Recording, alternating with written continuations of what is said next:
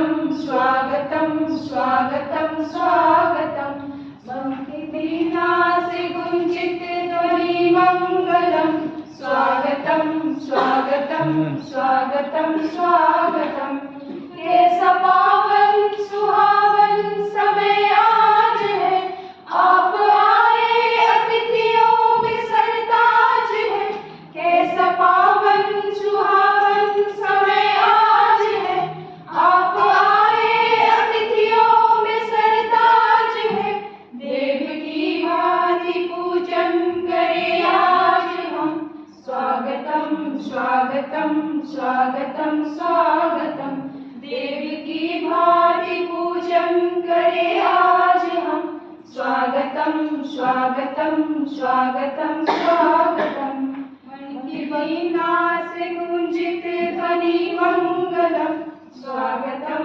स्वागतम स्वागतम स्वागतम मन की बगिया से हमने है कलियां चुनी श्रद्धा के फूल से हमने माला बुनी मन की बगिया से हमने है कलियां चुनी श्रद्धा के फूल से हमने माला बुनी करते हैं मिलके अर्पित सुमन आज हम करते हैं मिलके अर्पित सुमन आज हम स्वागतम स्वागतम स्वागतम स्वागतम मन की वीणा से गुंजित ध्वनि मंगलम स्वागतम स्वागतम स्वागतम स्वागतम।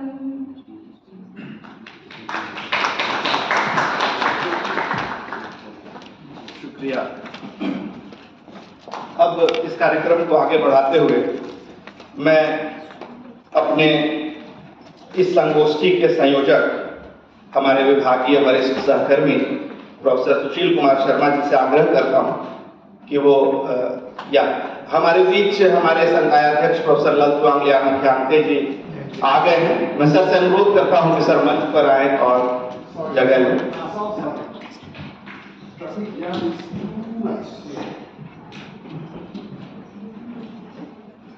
ये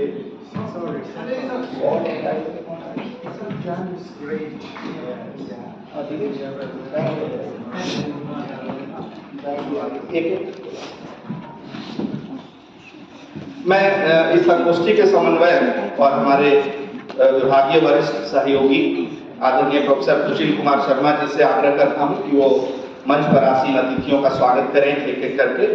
सबसे पहले आदरणीय प्रोफेसर गिरीश नाथ झा जी जो वैज्ञानिक तथा तकनीकी शब्दावली आयोग नई दिल्ली में अध्यक्ष हैं। सर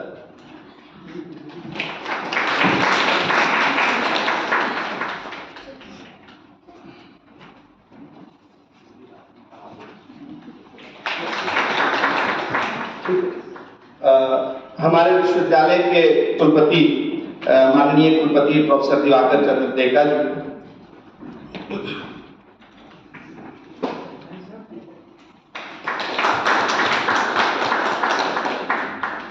इस संगोष्ठी के प्रभारी और वैज्ञानिक और तकनीकी शब्दावली आयोग में सहायक निदेशक श्री जय सिंह रावत जी,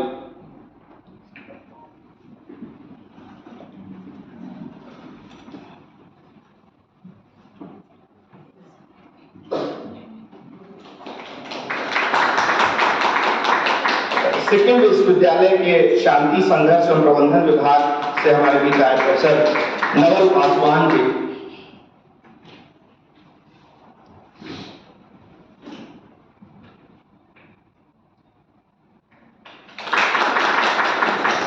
हमारे संकायाध्यक्ष आदरणीय प्रोफेसर ललित वांगलिया मुख्यांते जी,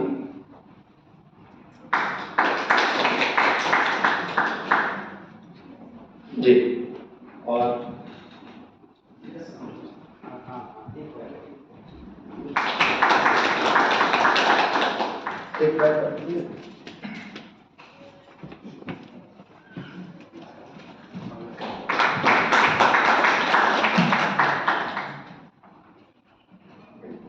और अब इस संगोष्ठी के समन्वयक आदरणीय प्रोफेसर सुशील कुमार शर्मा जी, इनका सम्मान मैं कर देता हूं।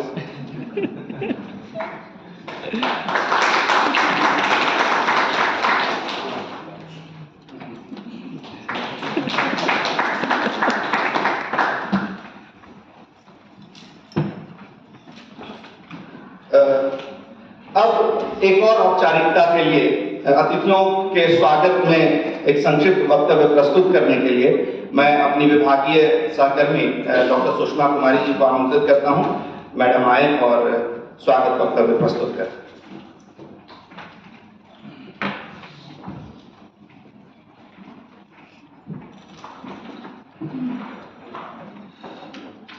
यहाँ सभागार में उपस्थित सभी लोगों को मेरा नमस्कार।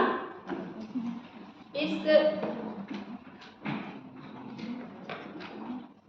वैज्ञानिक तथा तकनीकी शब्दावली आयोग शिक्षा मंत्रालय भारत सरकार नई दिल्ली एवं हिंदी विभाग मिजोरम विश्वविद्यालय के संयुक्त तत्वाधान में इस 2 दिवसीय राष्ट्रीय संगोष्ठी में आप सबका स्वागत है। इस संगोष्ठी के दौरान जो विभिन्न सत्र चलेंगे, उन सत्रों के दौरान हम खास तौर से पूर्वोत्तर की भाषाओं में जो तकनीकी शब्दावली है उसके विकास, उसके निर्माण, साथ ही उसकी उपयोगिता पर चर्चा होगी, जिस पर हम लोग विस्तार से बाद में बातचीत करेंगे। और इसके लिए हमारे सामने बहुत सारे विभिन्न राज्यों से विद्वान आए हैं, उन सबका मैं स्वागत करती हूँ। सबसे पहले मैं अपने विश्वविद्यालय के कुलपति महोदय प्रोफेसर दिवाकर चंद डेका जी का स्वागत करती हूँ, जिन्होंने अपने व्यस्त समय में से कुछ समय हमारे विभाग के लिए भी निकाला है। इसके लिए मैं बहुत बहुत उनका स्वागत करती हूँ और आभार व्यक्त करती हूँ कि वो यहाँ आए। बहुत बहुत स्वागत है सर आपका।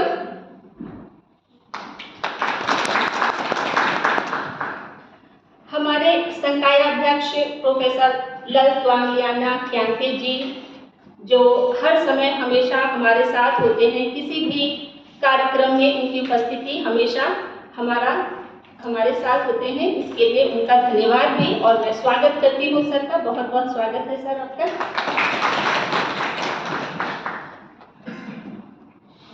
वैज्ञानिक तथा तकनीकी शब्दावली आयोग से आए उनके अध्यक्ष प्रोफेसर गिरीश नाथ झा जी का मैं स्वागत करती हूँ, जिनके सहयोग की वजह से आज इस कार्यक्रम को हम लोग सफल बनाएंगे।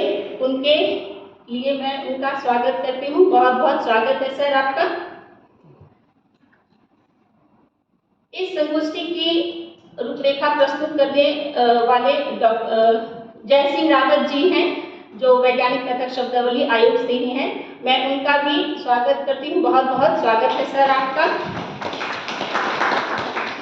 हमारे विभाग के अध्यक्ष प्रोफेसर संजय कुमार जी, मैं उनका स्वागत करती हूँ। वो अभी नहीं है लेकिन आ जाएंगे। मैं उनके प्रति भी अपना आभार व्यक्त करती हूँ। हमारे वरिष्ठ और इस वरिष्ठ आचार्य और संगोष्ठी के समन्वयक प्रोफेसर सुशील कुमार शर्मा जी का मैं स्वागत करती हूँ। बहुत बहुत स्वागत है सर आपका। इस संगोष्ठी के सह संयोजक डॉक्टर अखिलेश कुमार शर्मा जी हैं, मैं उनका भी बहुत बहुत स्वागत करती हूँ। हमारे विभाग के सहयोगी डॉक्टर अमीश वर्मा जी और यहाँ उपस्थित तमाम विद्वान सम्मानित व्यक्ति जो भी उपस्थित हैं, हमारे छात्र, हमारे विद्यार्थी, हमारे शोधार्थी और विभिन्न विभाग से जो अध्यक्ष आए हुए हैं, डीन उपस्थित हैं, मैं उन सबका स्वागत करती हूँ। एक बार आप लोगों का आभार और बहुत बहुत स्वागत है। धन्यवाद। बहुत बहुत शुक्रिया मैडम। इस कार्यक्रम के लिए 2 दिनों तक चलने वाली इस संगोष्ठी के लिए हमारे साथ देश के विभिन्न हिस्सों से आए हुए विद्वान वक्ता मौजूद हैं। कुल 11 विद्वान वक्ता हमारे साथ इस संगोष्ठी में मौजूद हैं, जो अगले 2 दिनों तक अपनी बातें हम सबसे साझा करेंगे। मैं केवल संक्षेप में उनका नाम बता रहा हूँ, बाकी अलग अलग सत्रों में उनका विस्तार से हम परिचय करेंगे। जैसा कि अभी मैडम ने भी बताया, तकनीकी शब्दावली आयोग की तरफ से आए आदरणीय जे रावत जी हमारे साथ हैं। प्रोफेसर चंदन कुमार दिल्ली विश्वविद्यालय से इस संगोष्ठी में हमारे साथ होंगे, वो आज पहुंचेंगे। मैं उनकी अनुपस्थिति में उनका स्वागत करता हूं। आज शाम में हम लोग उनसे मिलेंगे। प्रोफेसर नवल पासवान जी हमारे साथ आए हुए हैं, अभी इस वक्त मंच पर भी मौजूद हैं। प्रोफेसर प्रदीप कुमार शर्मा जी सिक्किम विश्वविद्यालय से हमारे बीच मौजूद हैं, सभागार में भी मौजूद हैं। सर, आपका भी बहुत बहुत स्वागत। प्रोफेसर रामलाल चौधरी जी हमारे बीच मौजूद हैं, कलकत्ता विश्वविद्यालय के भूतपूर्व अध्यक्ष हैं। सर, आपका बहुत बहुत स्वागत है मिजोरम में और मिजोरम विश्वविद्यालय में। मणिपुर से हमारे बीच डॉक्टर ई विजया लक्ष्मी मैडम मौजूद हैं। मैडम, आपका भी बहुत बहुत स्वागत है। प्राग्ज्योतिष महाविद्यालय गुवाहाटी से डॉक्टर चंदना शर्मा जी हमारे साथ मौजूद हैं। मैडम, आपका भी बहुत बहुत स्वागत। दैनिक पूर्वोदय पत्रिका जो गुवाहाटी से निकलती है, उसके आदरणीय संपादक श्री रविशंकर रवि जी हमारे साथ मौजूद हैं इस सभागार में। सर, आपका भी स्वागत है। डॉक्टर मोहन कोइराला जी हमारे साथ इस सभागार में मौजूद हैं, जो जल शक्ति मंत्रालय भारत सरकार में डिप्टी डायरेक्टर रह चुके हैं, अब सेवानिवृत्त हैं। सर को मैं देख नहीं पा रहा हूँ। हाँ सर, आपका भी बहुत बहुत स्वागत है। प्रशांत बोरो जी, आदरणीय प्रशांत बोरो जी रंगापाला कॉलेज सोनीतपुर आसाम से चलकर हमारे साथ आए हैं। सर, आपका स्वागत है। RSN उपेंद्र सिंह जी हमारे साथ मौजूद हैं, जो गुवाहाटी से आए हैं, शोधार्थी हैं। आपका भी बहुत बहुत स्वागत। JS रावत जी के साथ उनको एक्कम्पनी कर रहे आदरणीय राजेश्वर महतो जी भी इस सभागार में मौजूद हैं। मैं आपका भी बहुत बहुत स्वागत करता हूं। बाकी सभागार में मौजूद तमाम लोग, मैं जिन लोगों को देख पा रहा हूं, हमारे विश्वविद्यालय के विभिन्न विभागों से आए हमारे सहकर्मी, आदरणीय वरिष्ठ, आप सबका एक बार पुनः हिंदी विभाग की तरफ से और मिजोरम विश्वविद्यालय की तरफ से बहुत बहुत स्वागत और अभिनंदन। अब इस कार्यक्रम को हम आगे बढ़ाते हैं और इस संगोष्ठी की रूपरेखा को प्रस्तुत करने के लिए मैं आमंत्रित करता हूं आदरणीय श्री जय सिंह रावत जी को, जो इस संगोष्ठी के प्रभारी भी हैं। सर,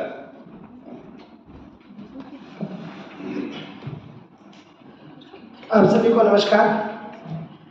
वैज्ञानिक तथा तकनीकी शब्दावली आयोग, शिक्षा मंत्रालय भारत सरकार एवं मिजोरम विश्वविद्यालय आइजोल में भारतीय भाषाओं के तकनीकी शब्दावली का विकास पूर्वोत्तर भारत की भारतीय भाषाओं के संदर्भ में विषय पर आयोजित की जा रही राष्ट्रीय संगोष्ठी में आप सभी का स्वागत है।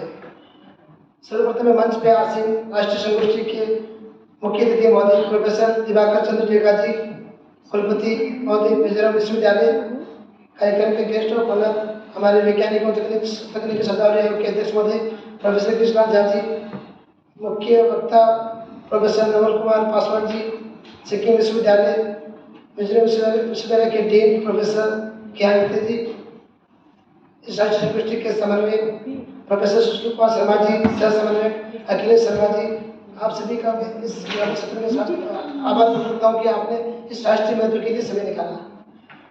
और इस सभागार में उपस्थित विभिन्न प्रदेशों से आए हमारे रिसोर्स पर्सन, पार्टिसिपेंट्स और छात्र सभी का मैं स्वागत करता हूँ। जैसा कि मुझे कहा गया कि रूपरेखा और उस गोष्ठी का क्या उद्देश्य, उसके बारे में 2 मिनट में अपने विचार व्यक्त करूँगा। इस संगोष्ठी का मुख्य उद्देश्य या जिसे आप रूपरेखा कह सकते हैं, वो ये है कि जो वैज्ञानिक और तकनीकी शब्दावली आयोग जो जिसकी स्थापना 1961 से की गई है, वो जो तकनीकी शब्दावली का जो निर्माण कर रहा है, जो शब्दावली हमने आज तक बनाई है, उसका प्रयोग आप लोगों के बीच कैसे पहुँचे।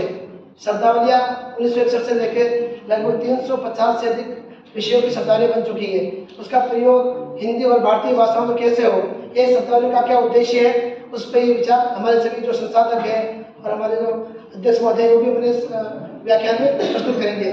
मैं बताना चाहूँगा कि जो शब्दावली वैज्ञानिक और तकनीकी शब्दावली आयोग ने अब तक जो बनाई है, वैसे जनरली हिंदी की जो शब्दावली है वो सबसे ज़्यादा बनी थी 2020 के पहले, लेकिन जब राष्ट्रीय शिक्षा नीति 2020 लागू हुई तो और हमारे अध्यक्ष महोदय जिन्होंने 2022 में इस आयोग का पदभार ग्रहण किया, उसके बाद से लेके अब तक लगभग 150 से अधिक मतलब विभिन्न भारतीय भाषाओं में तकनीकी शब्दावली निर्माण की जा चुकी है।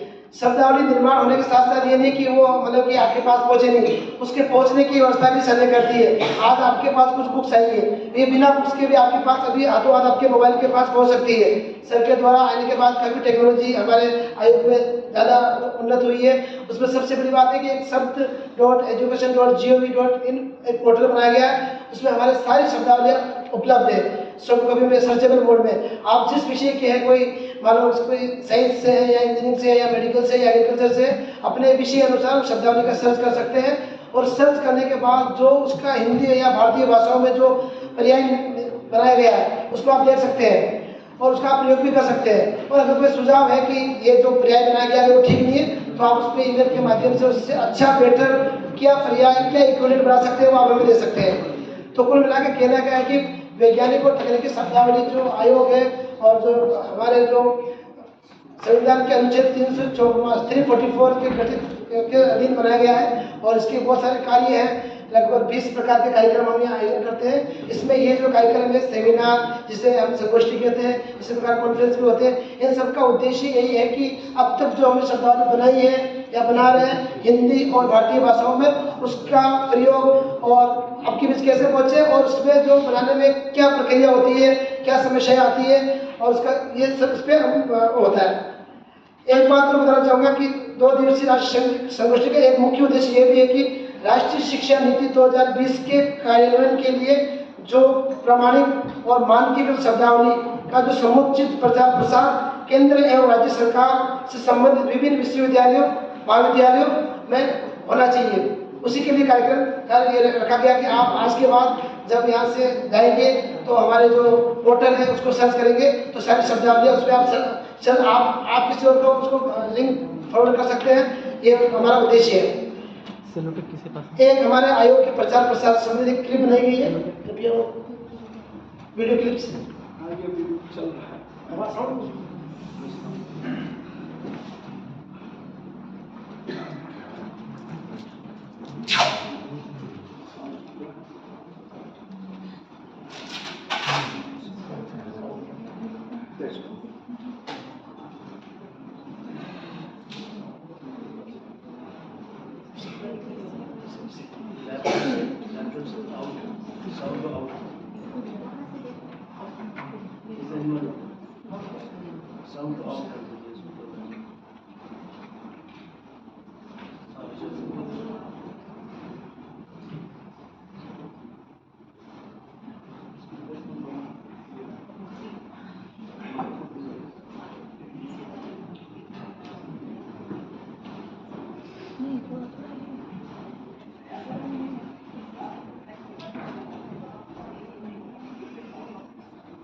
शब्दावली कंप्यूटर और हार्ड डिस्क ऐसे तकनीकी अंग्रेजी शब्द हैं। शुरू से करिए।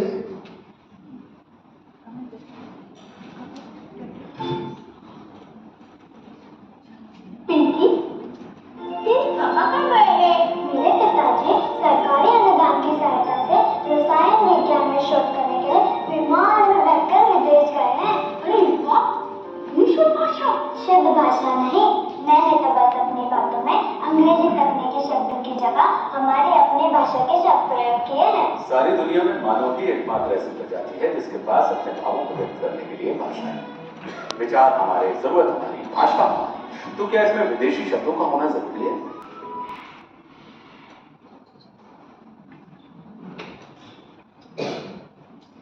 अपनी भाषा में ऐसे अनेकों विदेशी तकनीकी शब्दों का प्रयोग करते हैं जिनके लिए हमारी भाषा में या तो पहले से ही ढेरों शब्द हैं या फिर अपनी सुविधा से बनाए जा सकते हैं।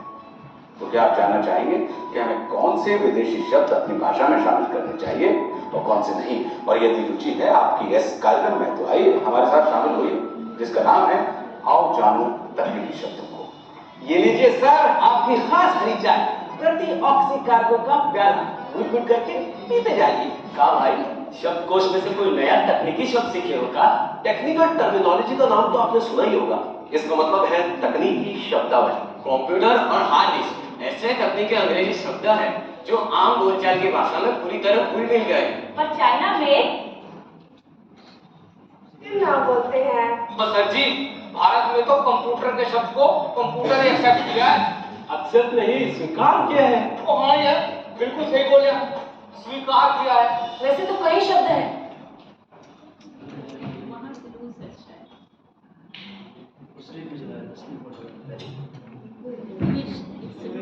सेलेक्ट मैंने दिया। ट्यूसडे के बाद मंगलवार क्यों नहीं? हम जब भी किसी दिन का उल्लेख करते हैं तो अंग्रेजी में क्यों करते हैं? जबकि हर भारतीय भाषा में हर दिन के लिए एक शब्द है। सर जी, अगर एक दो शब्द इधर उधर से बोल दो तो की फर्क पड़ता है? फर्क पड़ता है जब भी हम अपनी राजभाषा को छोड़कर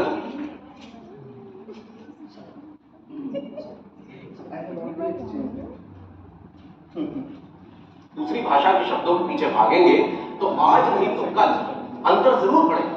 हमारी पहचान पर, हमारी सभ्यता पर, हमारी नॉलेज में काफी इम्प्रूवमेंट हो रहा है। इम्प्रूवमेंट नहीं, सुधार। इतने सारे नए शब्द, नई नई बातें, नई नई जानकारियां, कितना कुछ है सीखने को हमारी दुनिया में। तो तैयार हैं आप? यदि हाँ तो आ रहे हैं आपके लिए लेकर अपना ये कार्यक्रम आओ जानो तकनीकी शब्द। विचार हमारे, भाव हमारे, भाषा भी है हमारी। जब शब्दों की बारी आई तो क्यों विदेशी भाषा हम पर भारी। अक्षर में शब्द बने, शब्दों से बड़ी शब्दावली। तकनीकी शब्दों के ज्ञान से होगी अपनी भाषा निराली। आओ जानो तकनीकी शब्दों को, अपनी भाषा में सीखना हो जारी। आओ जानो तकनीकी शब्दों को, आओ जानो तकनीकी शब्दों को। धन्यवाद। इस वीडियो क्लिप का दिखाने का उद्देश्य ये है कि हमारी भारतीय भाषाओं में हर विषय के तकनीकी शब्द का पर्याय मिल सकता है और हमने बनाए भी है। केवल आपका यही प्रयास होना चाहिए कि उन शब्दों को हम ढूंढें, बनाएं और प्रयोग करें, क्योंकि हमारे उच्च शिक्षा में शिक्षा का माध्यम जो अभी तक साइंस या इंजीनियरिंग में अंग्रेजी है। और यहाँ पे हम ये भी नहीं कह रहे कि हम अंग्रेजी भाषा का विरोध कर रहे हैं। अंग्रेजी भाषा में आप ज्ञान दे सकते हैं, लेकिन हमारी मातृभाषा अगर हमें वो ज्ञान मिल जाए तो क्या बुरा है। कहने का उद्देश्य है कि अगर हमने भारतीय भाषाओं में शब्दावली बनाई है तो मीडियम ऑफ इंस्ट्रक्शन के जो हमारा अंग्रेजी है उसको अगर भारतीय भाषाओं में भी लागू हो जाए तो उससे हमें बुराई नहीं होनी चाहिए। हम अंग्रेजी के साथ अगर मातृभाषा में अगर ज्ञान ग्रहण करेंगे तो उसे अच्छे से हम ग्रहण कर सकते हैं, याद कर सकते हैं, अच्छे से हम समझा सकते हैं। तो शब्दावलियाँ लगभग हमारे 30 लाख से अधिक हमारे शब्द हैं और 350 से अधिक शब्दावलियाँ हमारे वेब पोर्टल पे उपलब्ध है, जिसके बारे में हमारे आयोग के अध्यक्ष महोदय विस्तार से अपने जो प्रथम व्याख्यान होगा उसमें बताएंगे। और कुल मिला के हमारा संगोष्ठी का जो उद्देश्य है, जो विद्वान जो आए हैं वो इसी विषय पर चर्चा करेंगे कि जो भारतीय भाषाएं जो नॉर्थ ईस्ट उत्तर पूर्व में जो भारतीय भाषाएं हैं उस पर आगे कैसे शब्दावली निर्माण या किस तरह शब्दों का अब तक जो निर्माण हुआ है उसका प्रयोग किस तरह हो रहा है या आगे होने की संभावना है, ताकि हमारे जो उच्च शिक्षा में जो माध्यम परिवर्तन में आगे ये मददगार साबित हो सके। बहुत बहुत धन्यवाद। धन्यवाद सर। इस संगोष्ठी के बीच वक्तव्य के लिए मैं आमंत्रित करता हूं आदरणीय प्रोफेसर नवल पासवान जी को, जो सिक्किम विश्वविद्यालय के शांति संघर्ष व प्रबंधन विभाग में कार्यरत हैं।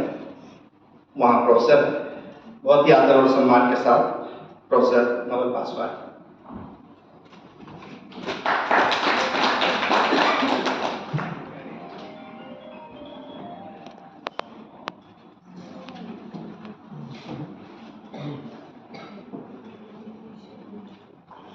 धन्यवाद। Honorable Vice Chancellor of Mizoram University, Professor Diwakar Chand Dekka ji, Honorable Chairman of CSTT, Delhi, Professor Girish Natha, respected Head of the Department of Hindi, Mizoram University, Professor Sushil Kumar Sharma ji, Director, Assistant Director CSTT Delhi, Sri Jai Singh Rawat ji, Dr. Akhilesh Kumar Sharma, Department of Hindi, Mizoram University, distinguished resource person, eminent scholars, colleagues and dear students. I will start in English but conclude in Hindi. Please excuse me for that. So today we are assembled here to discuss about evolution of technical terminology in Indian languages with a special reference to Northeast India. पिछले कई दशकों से वैज्ञानिक तथा तकनीकी शब्दावली आयोग, शिक्षा मंत्रालय दिल्ली अपने मिशन में लगातार अलग अलग भाषाओं में अलग अलग विषयों में तकनीकी शब्दावली का विकास करते आ रहे हैं और करते रहेंगे। पूर्वोत्तर भारत एक अभिन्न अंग है हमारे देश का।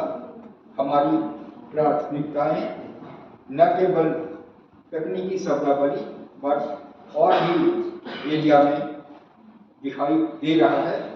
इसी उद्देश्य को रखते हुए CSTT और मिजोरम यूनिवर्सिटी हिंदी डिपार्टमेंट मिलकर के 2 दिन का एक नेशनल सेमिनार आयोजित हुआ है। इसमें एक व्यक्ति का योगदान जरूरी है। अगले 2 दिन तक हम इसी पे डिस्कस करेंगे। किस किस भाषाओं में शब्दावली बहुत है बट हम डेवलप नहीं कर पाए हैं और अदर पीपुल वे शब्दावली बनाते हैं उसका प्रभाव पूरे देश में और देश के बाहर भी होता है। नॉर्थ ईस्टर्न पार्ट हमारे देश का जितने लैंग्वेजेज बोलते हैं लिखते हैं वो पड़ोसी राज्यों तक भी जाता है। ये केवल सीमित हमारे देश में नहीं है। मिजो की बात करिए, मिजो लैंग्वेज कहाँ कहाँ हम बोलते हैं अपने स्टेट में और नेबरिंग कंट्री में। बांग्लादेश में भी बोलते हैं Mizo language. There is a section of society who speaks. Then Myanmar तो आपके बॉर्डर है। तो जो लैंग्वेज है उसका कोई बॉर्डर नहीं होता है। उसके लिए कोई संसाधन भी नहीं चाहिए। उसके लिए हमको निरंतर प्रेरित करते रहना है अपने फैमिली सदस्य को। आप यूज करेंगे। मैं एग्जाम्पल दे रहा हूँ आपको सिक्किम का। सिक्किम में ऑफिशियल तो केवल 3 ही भाषाएं हैं, Nepali, Bhutia and English. But Sikkim university has open 3 more departments, Bhutia, Limbu and Lepcha. और ये 3 डिपार्टमेंट पूरे दुनिया में कहीं भी नहीं खुला है। ये अपने आप में पहला इनिशिएटिव सिक्किम यूनिवर्सिटी ने लिया है, इसलिए कि बोलने वाले की संख्या घटते जा रही है। जो 70+ ओल्ड जो हमारे फैमिली मेंबर्स हैं वो एक डिक्शनरी है, वो एक अपने आप में शब्दावली है। बट उस पर हमको काम करते रहना पड़ेगा। इसी तरह से देश में बहुत सारी भाषाएं हैं जो कि विलुप्त मुद्रा में चली गई हैं। तो विलुप्त मुद्रा में जाने के पीछे क्या रीजन? हम उनको यूज नहीं कर रहे हैं, हम उनका डॉक्यूमेंटेशन नहीं कर रहे हैं। बहुत सारे शब्दावली एक दूसरे से क्रॉस भी होता है। तो इसी तरह से अगर हम संगोष्ठी और वार्तालाप करते रहेंगे तो भाषाएं भी जीवित रहेगी और भाषाओं का वर्चस्व भी बरकरार रहेगा। भाषा है तो हम हैं। अगर आपको भेज दिया जाए रसिया भेज दिया जाए, आपको ABCD भी नहीं समझ में आएगा, what they are talking, what they are speaking. तो भाषा आपको लाइफ देता है। तो अपने स्टेट का भाषा हिंदी लोग बोलते हैं, इंग्लिश लोग बोलते हैं, मिजो बोलते हैं, बंगाली बोलते हैं, कन्नड़ बोलते हैं। ये सब तो भाषाएं बोलचाल में होती है, लेकिन बहुत सारी भाषाएं पर्टिकुलरली ट्राइबल एरिया वो विलुप्त होते जा रहा है। CSTT का काम है उन भाषाओं को जीवित रखने के लिए डॉक्यूमेंटेशन करें, शब्दावली बनाएं और पूरे देशवासियों के लिए उपलब्ध कराएं ताकि हम लोग उससे लाभान्वित हों। जहाँ तक भाषाओं का उद्भव और घट उसकी बात है, मैं तो लिंग्विस्टिक्स पढ़ा नहीं हूँ। मेरा काम है भाषाओं को कम्युनिकेट करने के रूप में इस्तेमाल करना। अगर मुझे अंग्रेजी में शब्दावली कम हो जाता है तो मैं हिंदी बोलने लगता हूँ। अंग्रेजी मेरी मातृभाषा नहीं है। अंग्रेजी हम ट्रांसलेट करके बोलते हैं। Please understand, English is not my language. मैं ट्रांसलेट करता हूँ। इस लाइक ए कंप्यूटर, जो शब्दावली नहीं आता है इंग्लिश का वो हम हिंदी में बोलते हैं, इसलिए कि मैं एक टीचर हूँ और टीचर को कम्युनिकेट करना होता है, चाहे वो हिंदी में करें, चाहे अंग्रेजी में करें, चाहे किसी भी लैंग्वेज में करें। भाषाओं को सीमित मत करें। ये नहीं है कि मैं कोई, सपोज आप यहाँ पे हिंदी आप लोग पढ़ते हैं, पढ़ाते हैं, अगर मिजो एक आध दो वर्ड आ गया तो प्राउड फील करने का है। We are combining Mizo and Hindi together to communicate students. इसमें कोई वो नहीं कि वो मेरे को तो हिंदी में शब्द ही नहीं मिला, मेरे पास तो कोई शब्द ही नहीं है, ना तो इंग्लिश को भी समझ पाता हूँ ना इंग्लिश जानता हूँ। तो हिंदी और इंग्लिश दोनों मिक्स करके हमारी जो आइडेंटिटी है उसको खत्म कर रहा है। शब्दावली को आप एक माध्यम के रूप में लीजिए और इस्तेमाल करिए। Since I am here and Honorable Chairman of CSTT is also here.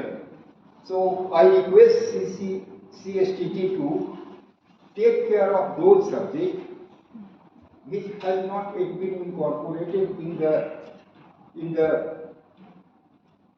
technical terminology till date, and there are many subjects. Mr. Rawat was talking about NEP 2020. तो NEP 2020 का काम ही है दो सब्जेक्ट को मर्ज करना। अगर आप साइंटिस्ट हैं तो सोशल साइंस वाले के साथ भी रिसर्च करिए, एक नया प्रोडक्ट आएगा, एक नया फाइंडिंग्स आएगा। हिंदी में आप काम कर रही हैं या कर रहे हैं, आप नेपाली के साथ काम करिए, 60% वर्ड विल बी कॉमन। तो लैंग्वेज को भी क्रॉस इंटीग्रेशन करना है फॉर द रिसर्च पर्पस। हम लोग शुरू कर चुके हैं। We have already implemented NEP 2020 in our university, and Mizoram University has also implemented NEP 2020.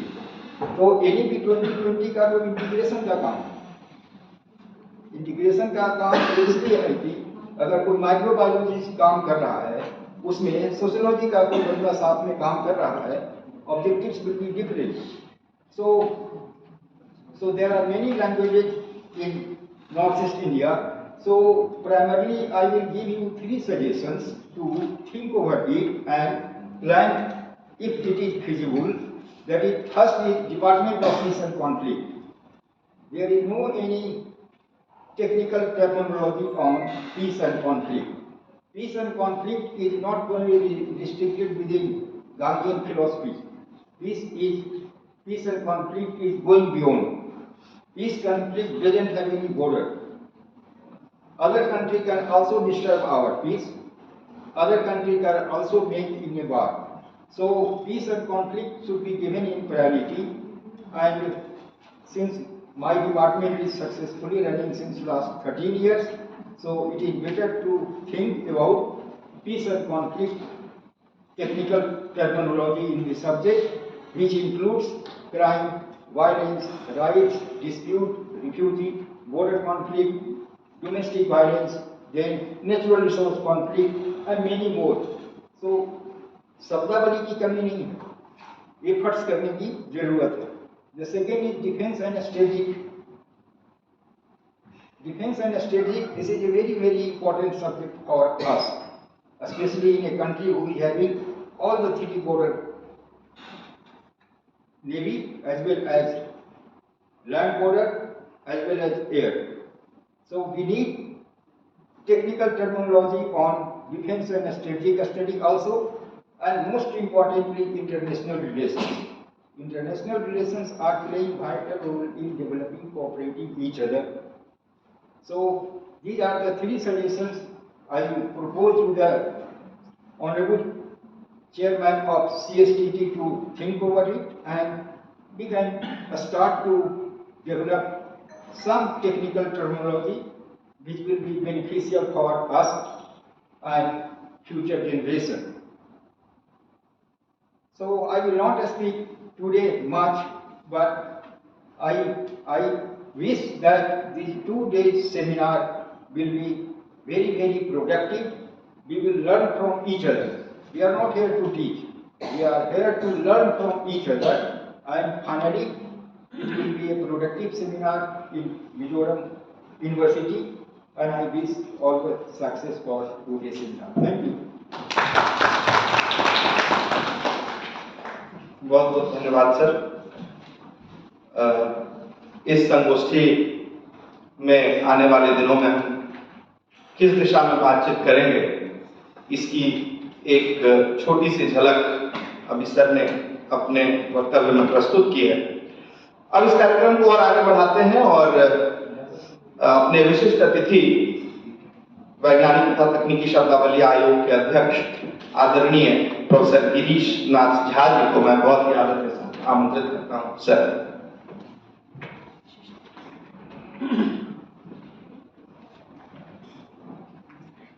बहुत बहुत धन्यवाद अमित जी। आप जीयू से हैं सर। आप कौन से वर्ष में थे?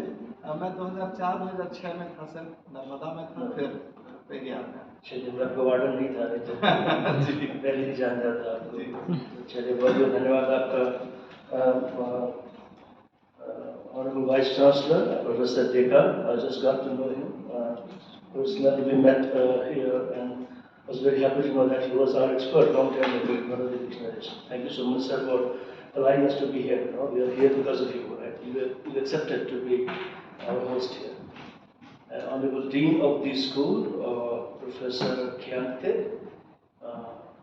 and Navalji, and I went to school together in Patna College, then also in JNU together. So, and now Professor Sharma, our local coordinator, and our engineer Ravatji, our Raju Sharma ji, I saw him sleeping over there. थोड़ा जगिए महाराज, आप तो हमारे कुबेर हैं।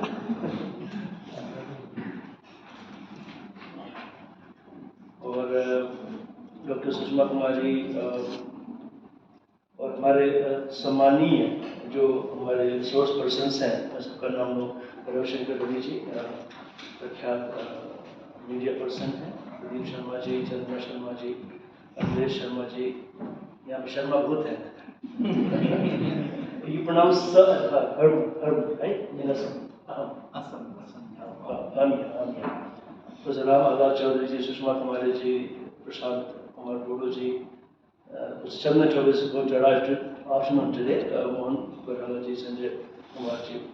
First of all, I'm very happy to be here, very honored to be here in this beautiful city, and was so honored to receive that scarf, lovely, very colorful scarf, you know. And Mizo is a beautiful language, Tibeto-Burman language, और हमारी ये अपेक्षा रहेगी कि इस 2 दिवसीय गोष्ठी में जब पूर्वोत्तर की भाषाओं की चर्चा हो तो मिजो की चर्चा थोड़ी होनी चाहिए, क्योंकि ये बहुत ही महत्वपूर्ण भाषा है और 10 लाख से ऊपर लोग इसको बोलने वाले हैं इस क्षेत्र में और आसपास की भाषाई समुदाय वाले क्षेत्र में।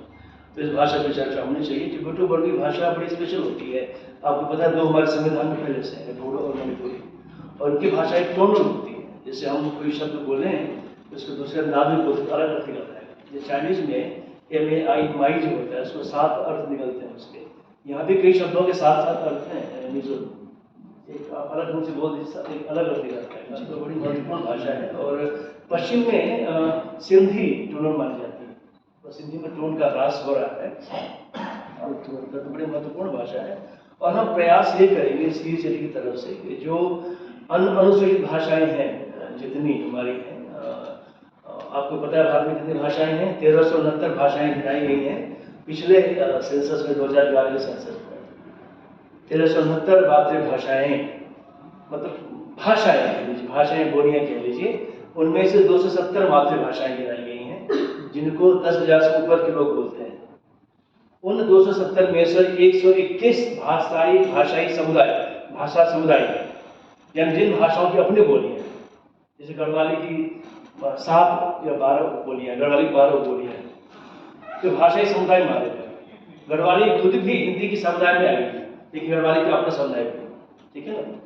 तो अब 121 में से 22 हमने संविधान में रखा है, बड़ी कंजूसी की हमने, ठीक है, 22 संविधान में रखा है, 38 और है लेकिन समस्या ये है जब ये भाषा संविधान में आती है तो कई चुनौतियां आती हैं। आसान नहीं है भाषा को संविधान में लाना, लेकिन हमारा काम ये जो हमारा निर्देश है इस शब्दावली आयोग का, पहली बात तो वैज्ञानिक और तकनीकी शब्दावली आयोग, और वैज्ञानिक और प्रौद्योगिकी कह सकते थे, साइंटिफिक एंड टेक्नोलॉजिकल कह सकते थे।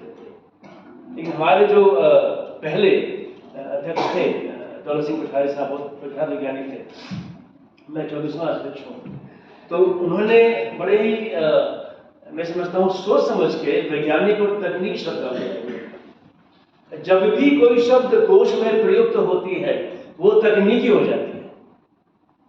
The moment a word is used in dictionary, it becomes technical. So any word in dictionary is technical terminology. So we build any terminology. Basically, CSTT is mandated to develop terminology for all Indian languages, right? So broadly, but we're currently focusing on the terminologies from the higher education textbooks. जैसे कि समाजशास्त्र है, humanities की शब्दावली है, जो विषय आप नवल जी गिना रहे थे, तो हमारी शब्दावली है वैज्ञानिक तकनीकी शब्दावली आयोग शब्दावली है ह्यूमैनिटीज सोशल साइंस की। उसमें 85,000 शब्द हैं, हो सकता है अधिकतर शब्द आपको वहाँ मिल जाए, लेकिन अभी आपको दिखाएंगे आपको, और कई सारे शब्दावली हमारे पहले से बनी हुई है। तो ये जो शब्दावली बनाने का निर्देश हमारा है वो है हिंदी और अन्य आधुनिक भारतीय भाषाएं। अब प्रश्न ये उठता है अन्य आधुनिक भारतीय भाषाओं में भारत की 1374 भाषाएं आएंगी। अब जो अधिदेश लिखा हुआ है वो बदल नहीं सकता। अब कल को प्रश्न ये उठेगा कि क्या साइन लैंग्वेज अन्य आधुनिक भारतीय भाषा में आएगी? यदि हम साइन लैंग्वेज बनाने का प्रयास कर रहे हैं कि दिव्यांगों के लिए शब्दावली बनाई जाए, उनके for larger accessibility would like to include दिव्यांग also। हमने एक्सपर्ट से बात की है कि we can have a dictionary readable in braille, a dictionary also for the sign language. Is sign language a modern Indian language, right? And also, if we want to move out of these scheduled languages, which languages to take more? अभी पहले किसको करेंगे? जैसे मान लीजिए अभी हम 22 से आगे जाते हैं, तो क्या हम लद्दाखी को शामिल करें, क्या मिजो को शामिल करें, खासी को शामिल करें, कि गढ़वाली को नहीं कर सकते? गढ़वाली हिंदी की उपबोली की उपबोली है, कई समस्या उसमें। तो ये हमें एक डिसीजन लेना पड़ेगा। इसके लिए हमने कुछ नए उपक्रम अभी आरंभ किए हैं, उसके बाद मैं अगले सत्र में करूंगा। तो एक बहुत बड़ा प्रकल्प है हमारे लिए, क्योंकि भारत की भाषाओं में तकनीकी शब्दावली, वैज्ञानिक और तकनीकी शब्दावली का विकास करना, और विकास करने के बाद उनको जन जन तक पहुंचाना। अभी हम आपके यहाँ ये इसलिए आए हैं कि आप हमारी शब्दावली को देखें, उस पर चर्चा करें और हमारी शब्दावली को क्वेश्चन करें।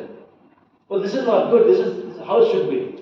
There is a website now which I have written myself. You can go to the website and search a word and put a question over there. This word is not good. इसको ऐसे होना चाहिए, ये शब्द ऐसे होना चाहिए। जब आप उसको प्रश्न उठाएंगे उस शब्दावली पे, फिर हमारे विशेषज्ञ उस पर पुनः चर्चा करेंगे, फिर उसको सुधारेंगे। जब तक ये बात नहीं होगी शब्दावली आप तक पहुंचेगी। उसके अलावा हमारे जो 25 ग्रंथ अकेडमियाँ हमारे सारे राज्यों में हैं, पूर्वोत्तर के राज्यों में मुझे लगता है कि सिर्फ बंगाल में ही है, असम में नहीं हमारा असम में नहीं हमारा, कलकत्ता में है और मणिपुर ने शामिल किया है वहाँ पर करने के लिए। तो ये ग्रंथ अकेडमियाँ क्या करती हैं कि हमारी शब्दावली जो विकसित हुई हैं उनसे पुस्तकें निर्माण करवाती हैं, अपने राज्यों के ऑथर से पुस्तकें निर्माण करवाती है, उनके बोर्ड में उन राज्यों के सारे वाइस चांसलर मेंबर होते हैं। So the vice chancellors of the universities in that state are members of the board plus the publishers of the state. So the VCs will tell us which books are needed in the university and publishers tell us which books are good to work in the market. तो ये बड़ा एक system बना रखा है। और ये शब्दावली नहीं बनी है तो आप ऑथर से रिक्वेस्ट करें शब्दावली बना दें और फिर हम उसको उसका अधिग्रहण कर लेंगे अपने शब्दावली में। तो एक बहुत बढ़िया इकोसिस्टम बना हुआ है। अब मुश्किल ये है कि 1961 में बना था आयोग, 63 वर्ष हमारे हो गए। अभी 1 अक्टूबर को हमने अपना 63वां एस्टेब्लिशमेंट डे मनाया है। और अभी हमारे एम्स को, जो कि हमारे आयोग के ऑफिस के जो 5 किलोमीटर के दायरे में है, और आईटी जो कि वो भी 5 किलोमीटर के दायरे में है, उनको पता नहीं था कि हमारे इंजीनियरिंग शब्दावली 50,000 शब्द की है और मेडिकल शब्दावली 60,000 शब्द की है। तो हमारा प्रचार प्रसार नहीं होगा। हम एक टिपिकल गवर्नमेंट ऑफिस की तरह कार्य करते रहे, उसमें वो सिनर्जी नहीं है। अब पिछले 2 वर्षों से काफ़ी टेक्नोलॉजी आ गई है और हम जगह जगह घूम के पूरा भारत भ्रमण करके हमने सबको बताया शब्दावली आयोग क्या है और कैसे काम करते हैं और कैसे आप चर्चा कर सकते हैं। अब मोबाइल शब्दावली पे आप उसको सर्च अभी आप मोबाइल फोन पे जाएं शब्द.education.gov.in और अपना विषय अपनी भाषा चुनें और शब्दावली को सर्च करें। आपको लगता है कि शब्द गलत है या ठीक नहीं है, वहीं पे आप अपनी प्रतिक्रिया दें, प्रतिपुष्टि दें। आपकी प्रतिपुष्टि से आपकी प्रतिक्रिया से हम शब्दावली को उन्नत करेंगे और फिर आपके समक्ष भी रखेंगे और ये कार्य निरंतर चलता रहेगा। अभी जो छोटी छोटी भाषाएं मिजो है, लद्दाखी है, इन पे कार्य हम करेंगे, हमने सोच रखा है। इसके लिए हमने 22 इंटर्न्स की व्यवस्था की है और वो जल्दी हम हर भाषा से एक इंटर्न को रखेंगे जो शोध छात्र होंगे भाषा विज्ञान के। उनका काम होगा कि जो छोटी छोटी भाषाएं हैं उनपे वो फील्ड वर्क करके जल्दी से उनके कोर्स निर्माण की बात करें। 5 विषयों में कोर्स निर्माण करेंगे हम इन भाषाओं पे, जैसे फिजिक्स, केमिस्ट्री, बायोलॉजी, गणित और कंप्यूटर साइंस, ताकि बेसिक शब्दावली की भाषाओं में हो जाए। ये हमारा प्रयास रहेगा और ये कम खर्चे पे जल्दी से हम ये कार्य कर पाएंगे और फिर जैसे ही हमारा शब्दावली तैयार होगा, शब्दावली तैयार होगी, हम उसको आपके समक्ष रखेंगे ऑनलाइन सर्चेबल मोड में, ताकि आप तुरंत देख सकें कि शब्द क्या बने हैं, कौन उसके विशेषज्ञ थे और क्या इस शब्द पे आपकी टिप्पणी आवश्यक है कि नहीं। तो इन सारी बातों के साथ हम ये अपेक्षा करते हैं कि 2 दिवसीय गोष्ठी बड़ी सफल होगी and will be able to achieve the milestone that we have to how to develop the शब्दावली for the north eastern languages. ये पता है आपको कि उत्तर पूर्व की भाषाएं जो हमारी हैं, बहुत सारी भाषाएं अभी लुप्त प्राय हैं, एंडेंजर्ड, और मैंने 18 ऐसी भाषाओं को गिनाया है जिसमें कि तुरंत कार्य करने की आवश्यकता है। 18 ऐसी भाषाएं जिसमें मैंने कहीं एक प्रपोजल सबमिट किया है, जिसमें हमें कार्य करने की आवश्यकता है। कई भाषाएं आप देखेंगे जो हमारी मणिपुर की भाषा है कि बांग्लादेश में लुप्त प्राय हो गई है, इधर से मिजोरम की भाषा है वो इधर बांग्लादेश के कुछ चिटगांव एरिया में या उधर पीक एरिया में बोली जा रही है। तो एक स्थिति बड़ी कॉम्प्लेक्स है हमारे देश की। तो अंतर्राष्ट्रीय जो क्षेत्र भी इसमें शामिल हो जाते हैं, जैसे भारत में नेपाल है, भारत में पाकिस्तान है, श्रीलंका है, कई सारे शेयर एरियाज जहाँ भाषाएं बोली जाती हैं। जैसा कि नवल जी ने कहा कि भाषाओं के बॉर्डर नहीं होते, तो हमें जब काम करना होगा तो कई बार मिलजुल कर काम करना होगा। जैसे हम उर्दू को कोई काम कर रहे हैं तो पाकिस्तान वो काम ना करे, नेपाली भी कर रहे हैं नेपाल वो काम ना करे, ताकि काम का जो डुप्लीकेशन ना, ये बहुत आवश्यक है। तो एक राष्ट्रीय स्तर पर और अंतर्राष्ट्रीय स्तर पर कार्य करने की आवश्यकता है। अभी कुछ दिनों पहले हमें नेपाल में भी ऐसी संस्था है, उन्होंने हमसे संपर्क किया था कि हम भी ये कार्य करते हैं, थोड़ा मिलकर बातचीत किया जाए। तो मुझे लगता है ये बड़ा उपक्रम है और ये उपक्रम आगे बढ़ेगा। अभी एक सजेशन आया है कि सारे राज्यों में हमारी इकाई होनी चाहिए, तो ये विस्तार इसका होगा और मुझे लगता है कि हम इसमें और तेजी से अग्रसर करेंगे और आप सबका सहयोग आप अपेक्षित है। 2 दिवसीय गोष्ठी में आप हिस्सा लें और मैं अपेक्षा करूंगा कि आपके इस IP एड्रेस से, यहाँ के इस यूनिवर्सिटी के इंटरनेट एक्सेस से हमारे इस वेबसाइट पे हिट हो, क्योंकि हम मॉनिटर करते रहते हैं कौन से क्षेत्र से हमारे शब्दावली को एक्सेस किया जा रहा है, नहीं किया जा रहा है। तो मणिपुर क्षेत्र से भी एक्सेस हो, वो मैं शाम को पता कर दूंगा कि कितने लोगों ने एक्सेस किया हमारे वेबसाइट को, ठीक है। तो आप जरूर अपने नेटवर्क से, यहाँ के नेटवर्क से मोबाइल पे करके आप एक्सेस करें हमारे शब्दावली को और फीडबैक, ये फीडबैक की शब्दावली गलत है। आप खासकर देखेंगे कि अंग्रेजी शब्द कोई आपने सर्च किया वो नहीं है, वो हम ब्लॉक कर लेंगे। आपने कोई शब्द बांग्ला में देखा, विजुअल हमारे पास नहीं है अभी, आपने मणिपुरी में देखा, बोडो में देखा, ये दोनों तिब्बती वर्मी परिवार की भाषा है, ये शब्द गलत है, वहाँ बता दीजिए आप, तो उसको हम ब्लॉक कर लेंगे। तो बहुत बहुत धन्यवाद आप सबका और फिर से एक बार मैं ये अपेक्षा करता हूँ कि 2 दिवसीय गोष्ठी बहुत सफल रहेगी।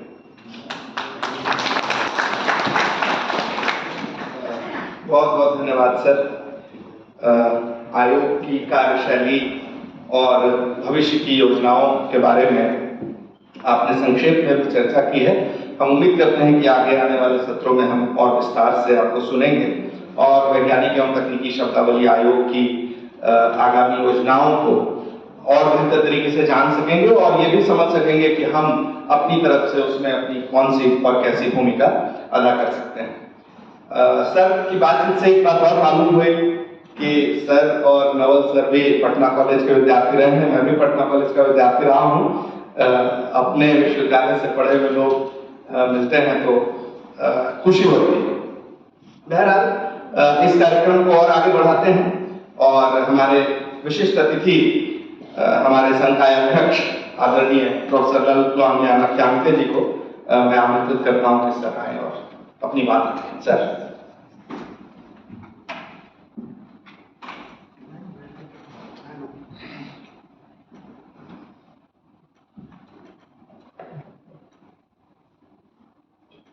Honorable Chief Guest, Vice Chancellor, esteemed CSTG Chairman, Professor Garisnath Jha, scholars, experts, ladies and gentlemen, I'm glad to be here with the invitation of the coordinator, Professor S.K. Sarma, as the chief guest of honor today.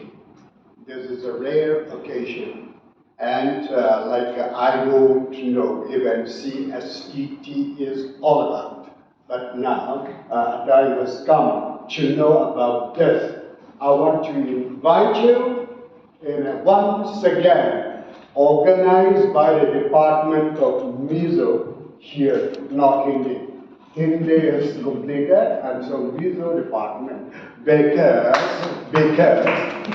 I'll say because 30 years ago, we have been trying technical terminology in Mizo department, in Mizo language. And so, I will continue to say how much we have been adapting this one, terminology from Hindi and English or Bengali. All right. That is why I'm glad that the department is organizing two-day national seminar on evolution of technical terminology in Indian languages with special reference to Northeast India, particularly in Mizo, which I have been doing for the last 30 years. The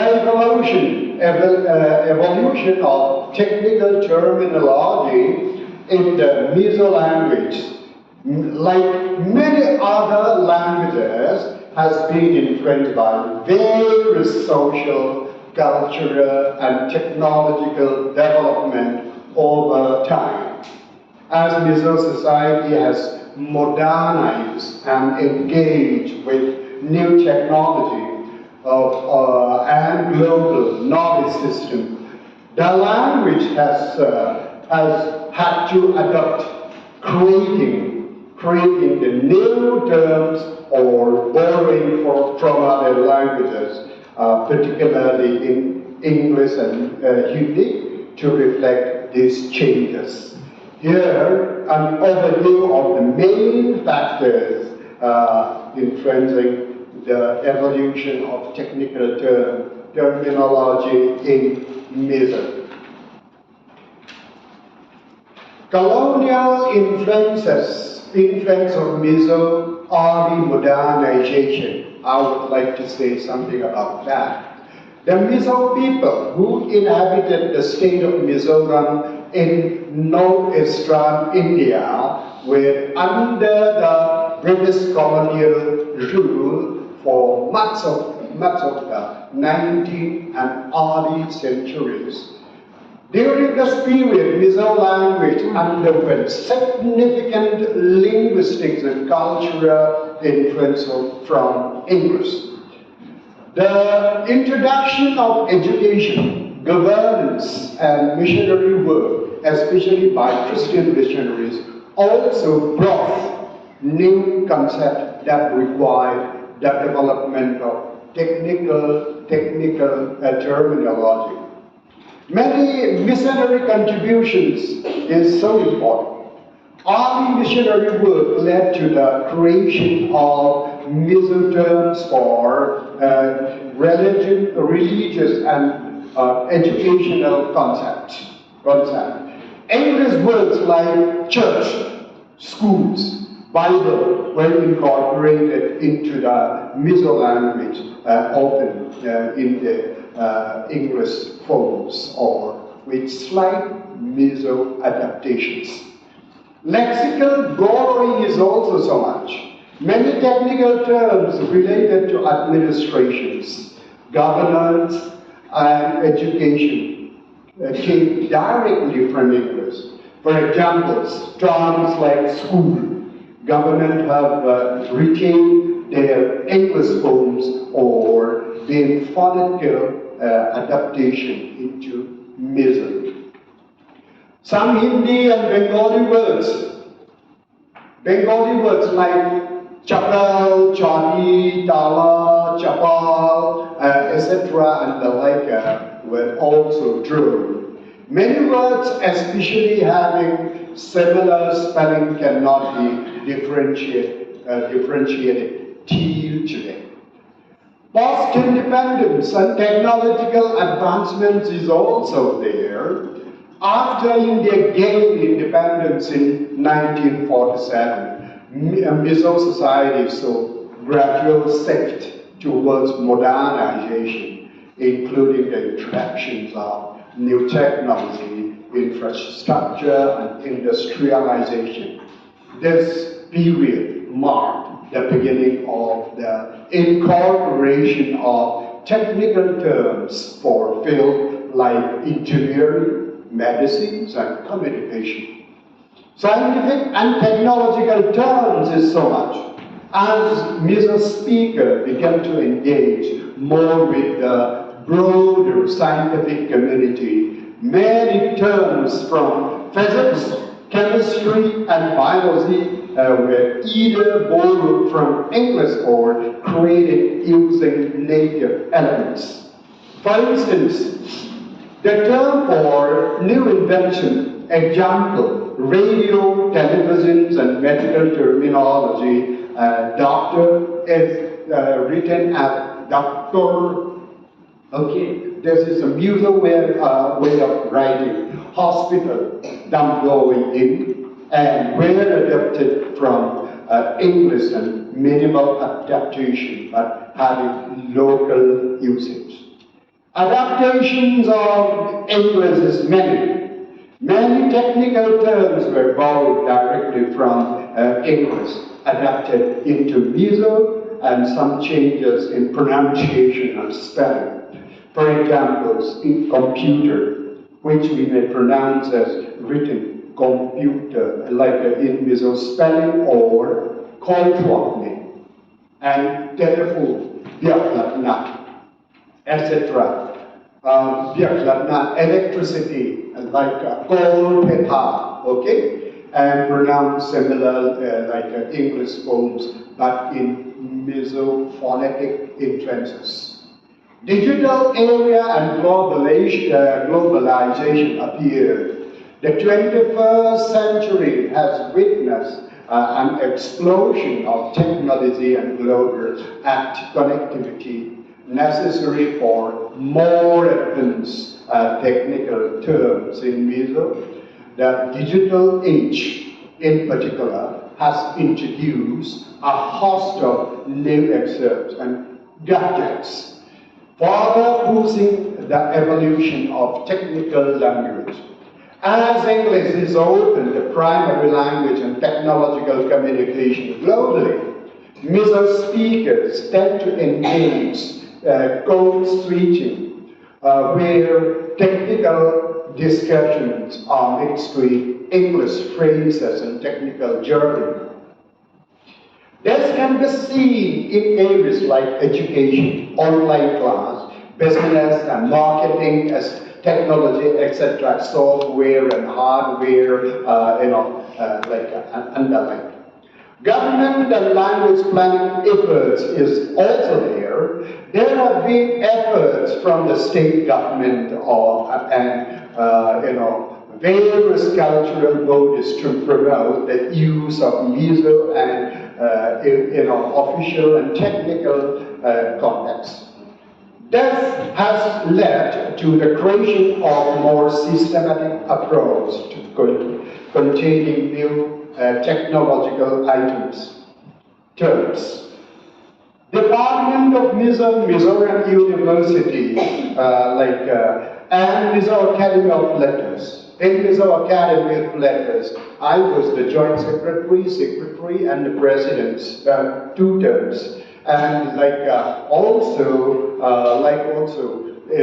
the general member of the Sahitya Academy and Sangeet Natak Academy, where most of the things are discussed, so heavily. This body, along with either linguistics institutions, has worked on creating standardized Mizo-technical terms, especially for field life education, law, and technology.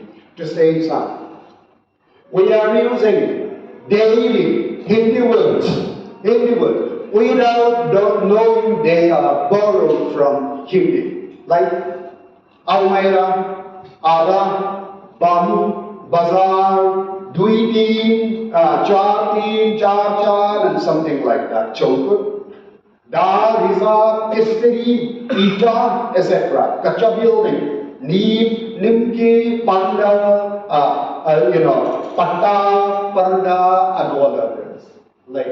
I will not mention all of them. That from that it will be very, very clear.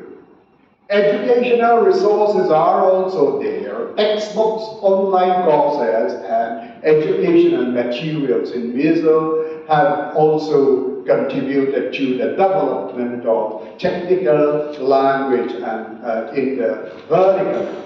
As a result, technical terms are easily being taught in Mizo, allowing younger generation to become fluent in both Mizo and English technical terms.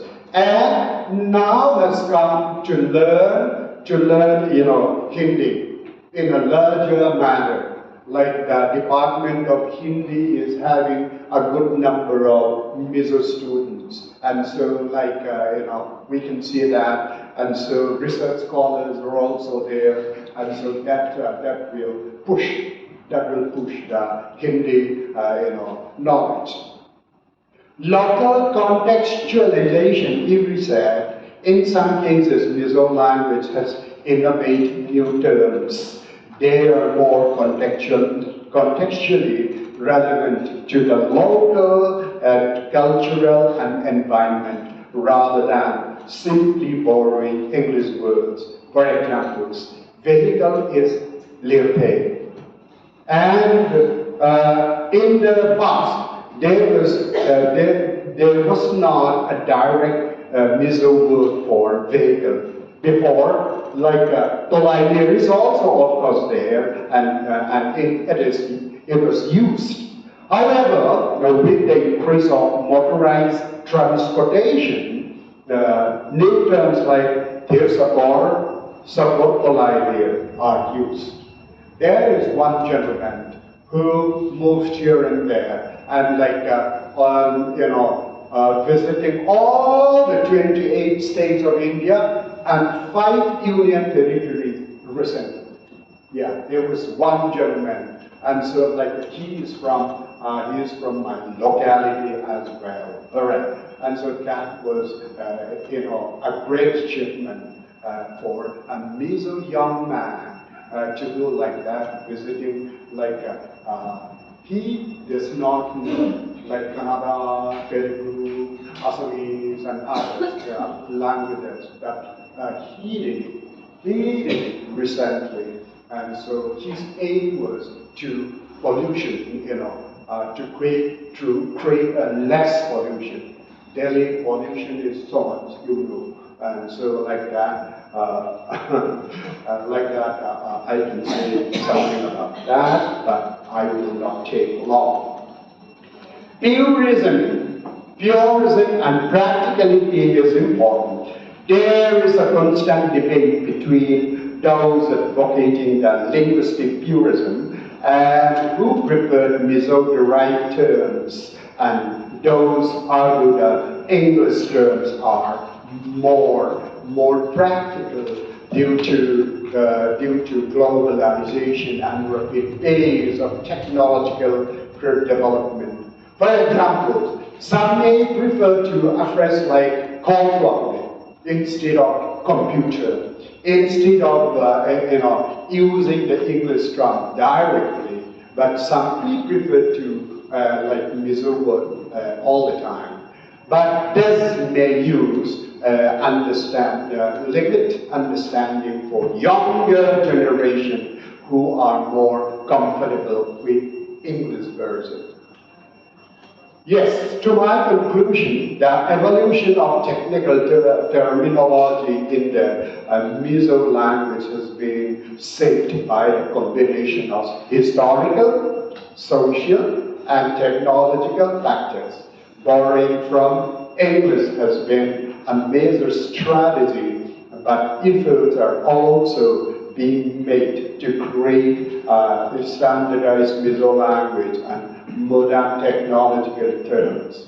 The process continuing to evolve as the language adapts new realities, balancing between global influence and local cultural identity. Professor Sharma asked to write a seminar paper as well, but I said if I'm going to become guest of honors, this speech is all okay. I said okay, and so I'm just a little lengthy, I know, but this is address of the guest of honor and a paper presented by expert from Mizo department. Okay, and so don't mind. One thing is I do not present in Hindi. That is a sad part of the story. But I want to learn English very much. I've got a book, Hindi English, the Mizo version, with the help of a Hindi speaker. Alright? And so I would like to give one to the chairman of this one. The chairman of terminology department, I'll do later. Okay. Danyada, thank you. Kalame.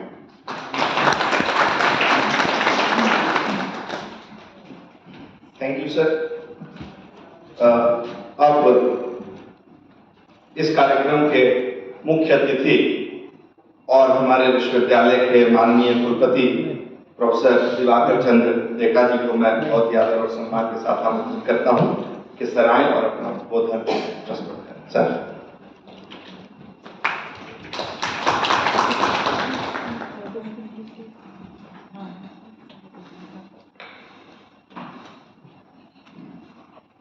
आप लोग सभी को प्रणाम, सुप्रभात, शिवाय।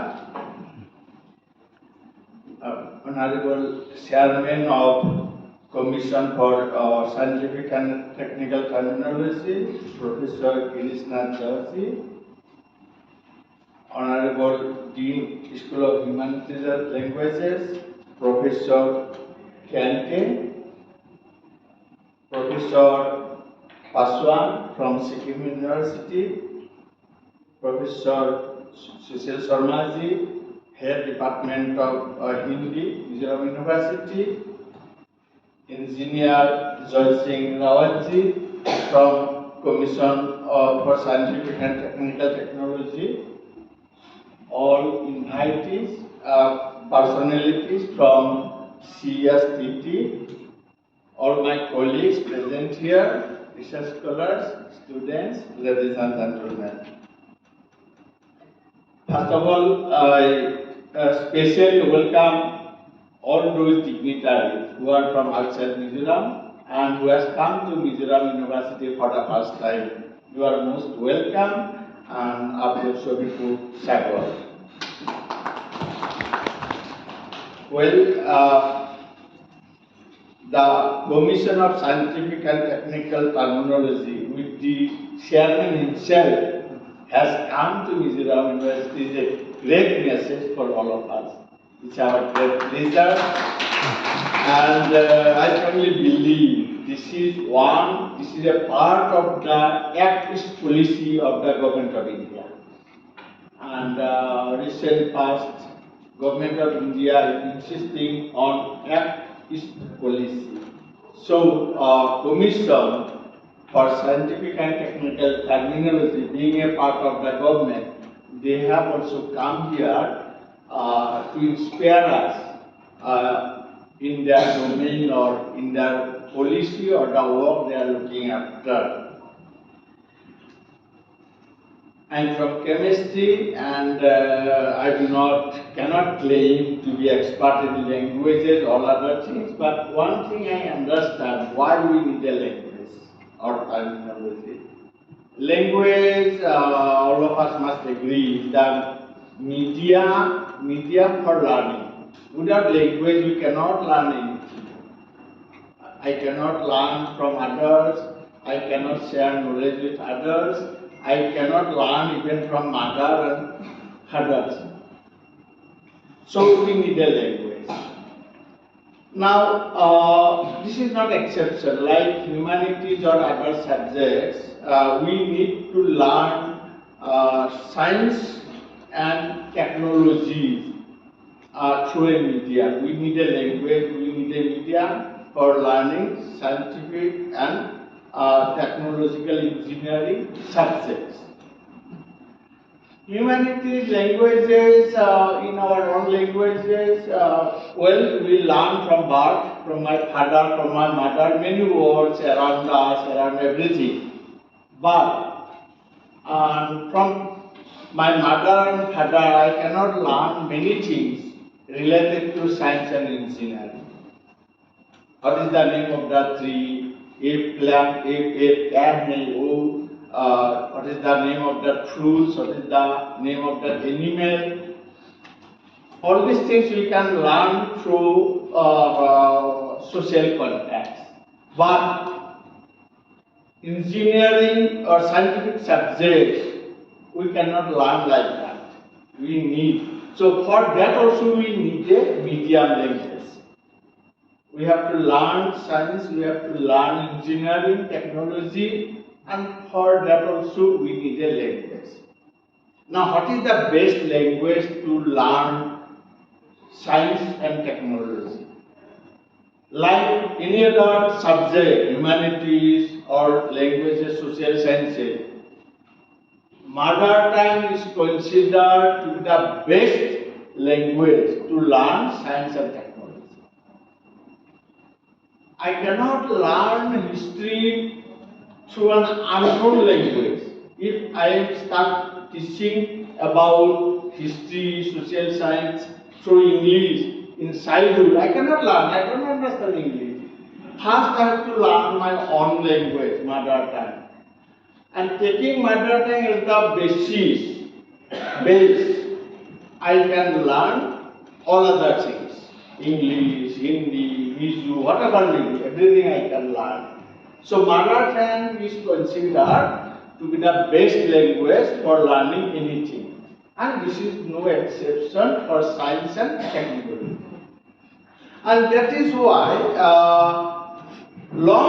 it is long back that this Commission for Scientific and Technical Terminology was formed by Government of India. It is not a new commission. It exists for a long time. Anyway, they are working to large extent, as the chairman has already said. They have reported there are many languages already, terminology have been developed. So, main thing, we need a language to learn science and technology. And mother tongue is the best language. So, for that, and many scientific and technological terms must be properly designed for our children. And that is the purpose of the commission, what I understand.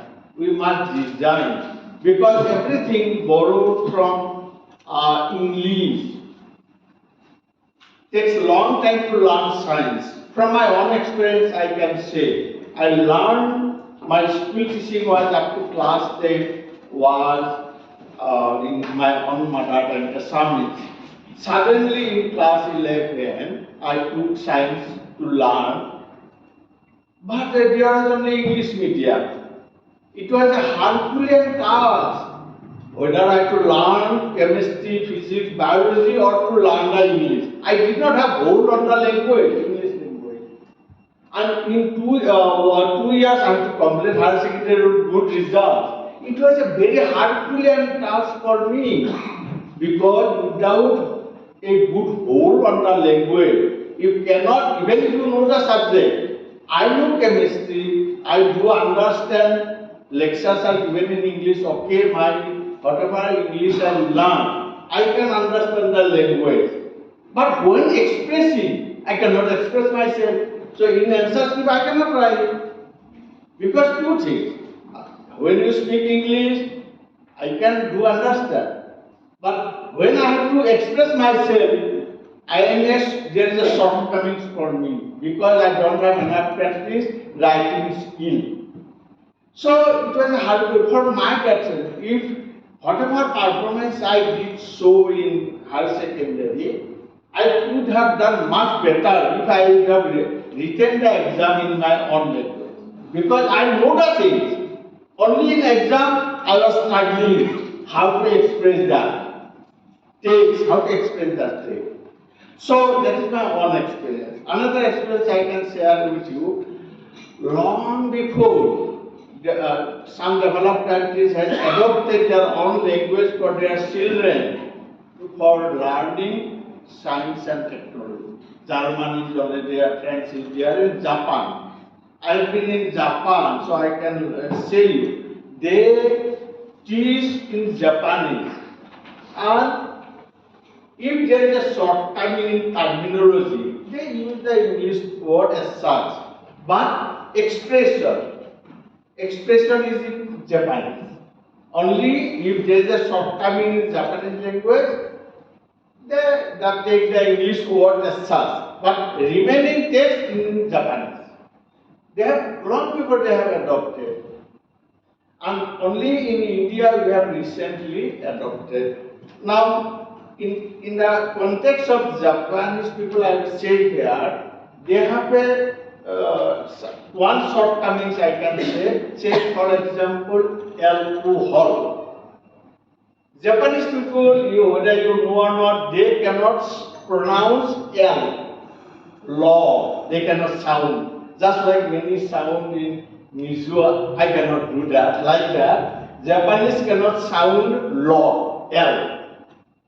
And they have adopted an alternative one, they can sound raw, R, they can sound.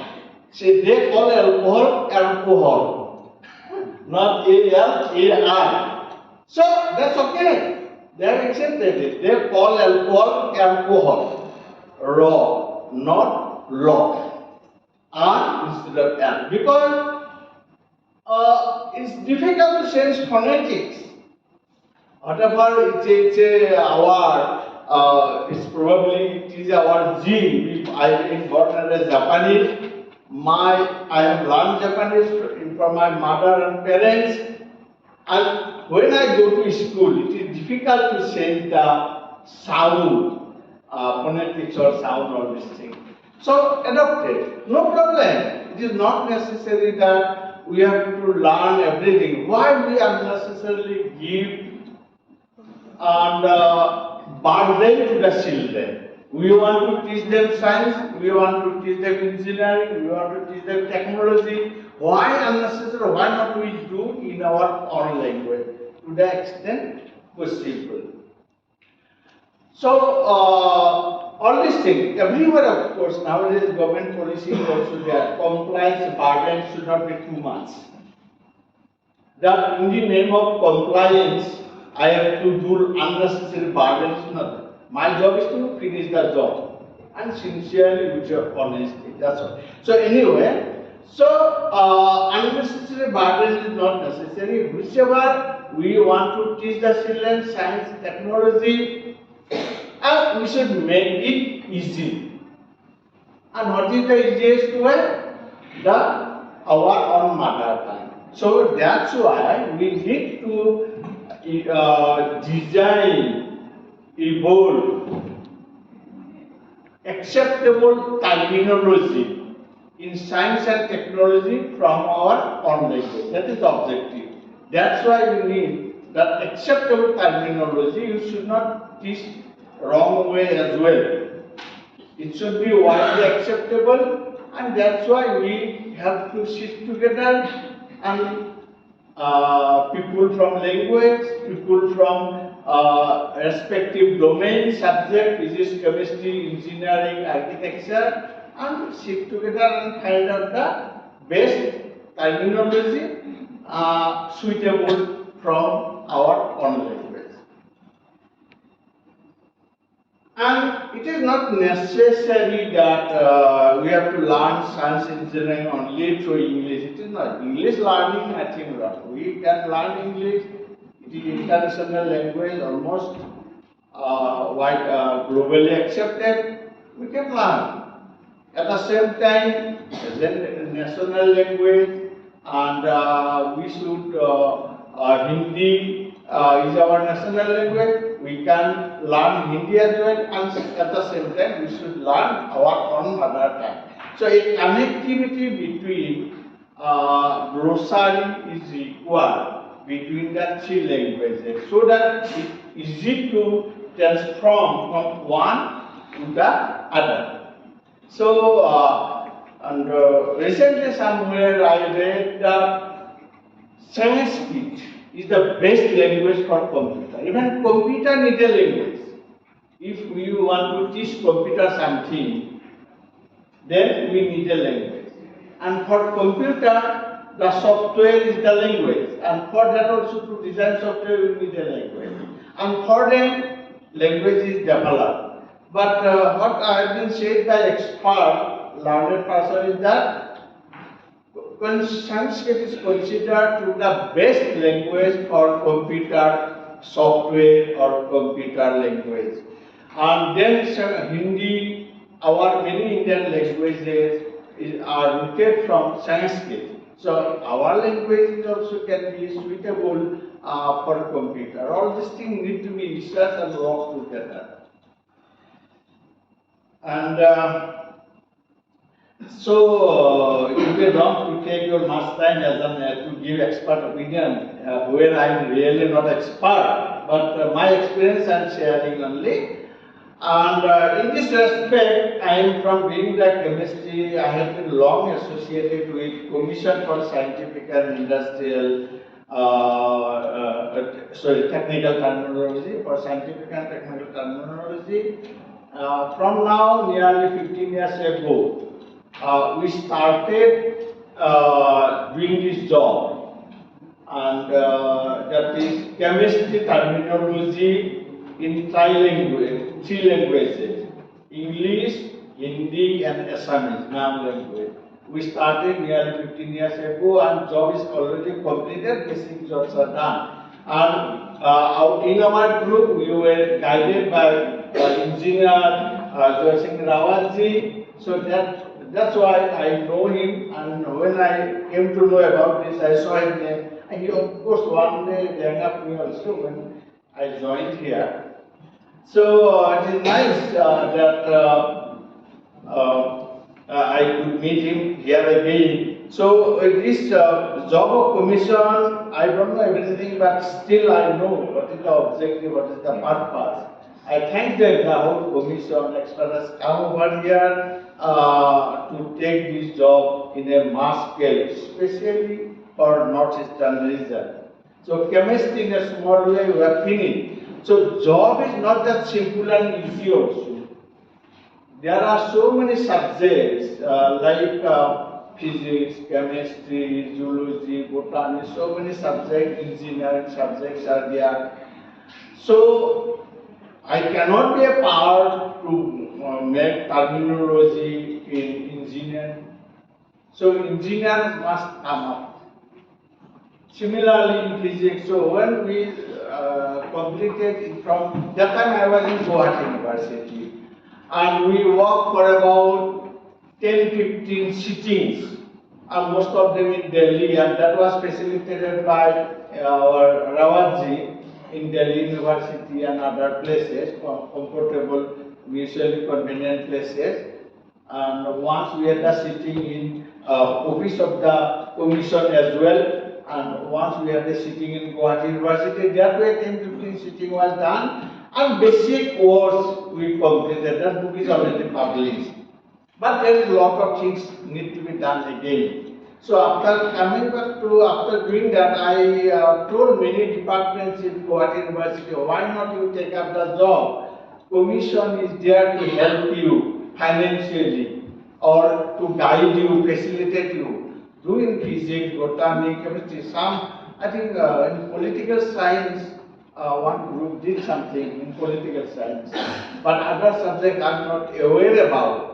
My कहने का मतलब है, why I'm telling this one is that commission can facilitate only. If I want to develop scientific and technical terminology in my own language, I have to come forward. How can other people do?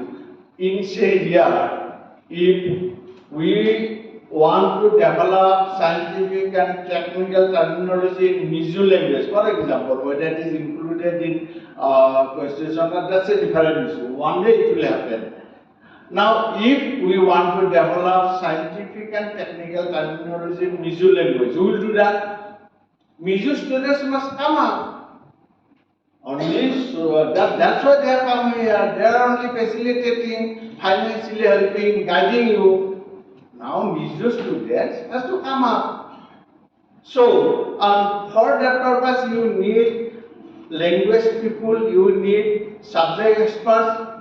So, for that, if chemistry subject expert, then similarly physics and other engineering subjects. So here, Mizo students are there in the Hindi department, so they understand very well Hindi. So they can see how to translate Hindi glossary into Mizo language. They can start doing that. It is not that overnight it will happen. If you love your language, you have to develop yourself. Nobody is coming to help you. If I want to survive, I have to struggle myself. It is not that my parents will be with me all the time to protect me. No. Parents will be up to a certain extent. But if I have to survive along my life, I have to struggle myself. If I love my own language, I have to help my language. I can only take help from others. I may take the how to do the job clues from others, but nobody want that I and Assam being a neighbor from Mizoram was once a part of Assam, Lusai Hills, district of Assam. But that I will take a lot of time to learn the Mizo language itself. So even if I am willing, I cannot help. Similarly, Hindi, Bhashil, there large number of people are here, but even they are willing to help, they cannot do that. That's why my request to Mizo student, think about yourself. You think about how to start doing the job in a small way. Yeah? One day it will be. एक दिन में तो नहीं होगा, लेकिन एक दिन जरूर होगा, कोशिश करेंगे तो, ठीक है? So nothing happen in one day, but if we keep trying, it will happen one day. So I thanks again to the commission.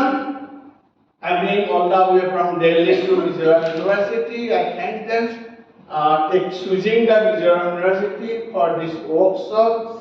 For this meeting, certainly we will look forward and they will have more such meeting here. We are ready to facilitate this logistics, we are here to support them. And this special mission for Northeast languages, okay, so this will be a small way beginning I feel, but as I have said, we have to go subject wise. Then only terminology can be developed. This is the beginning. I think they will give some clues, ideas how to go about it. And thanks again to all of you, especially the guests from outside Mizoram. You are always welcome to this beautiful place. And those who have come again, I feel they will like to come again in the future, and our host, our professors, students, and do whatever possible way you can serve them.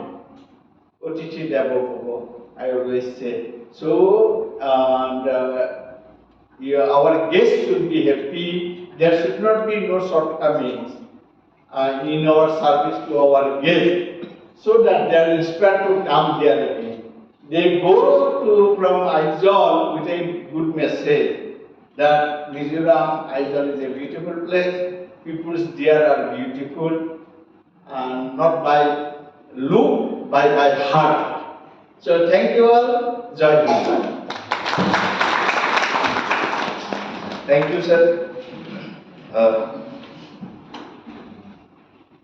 मातृभाषा में शिक्षा की जरूरत और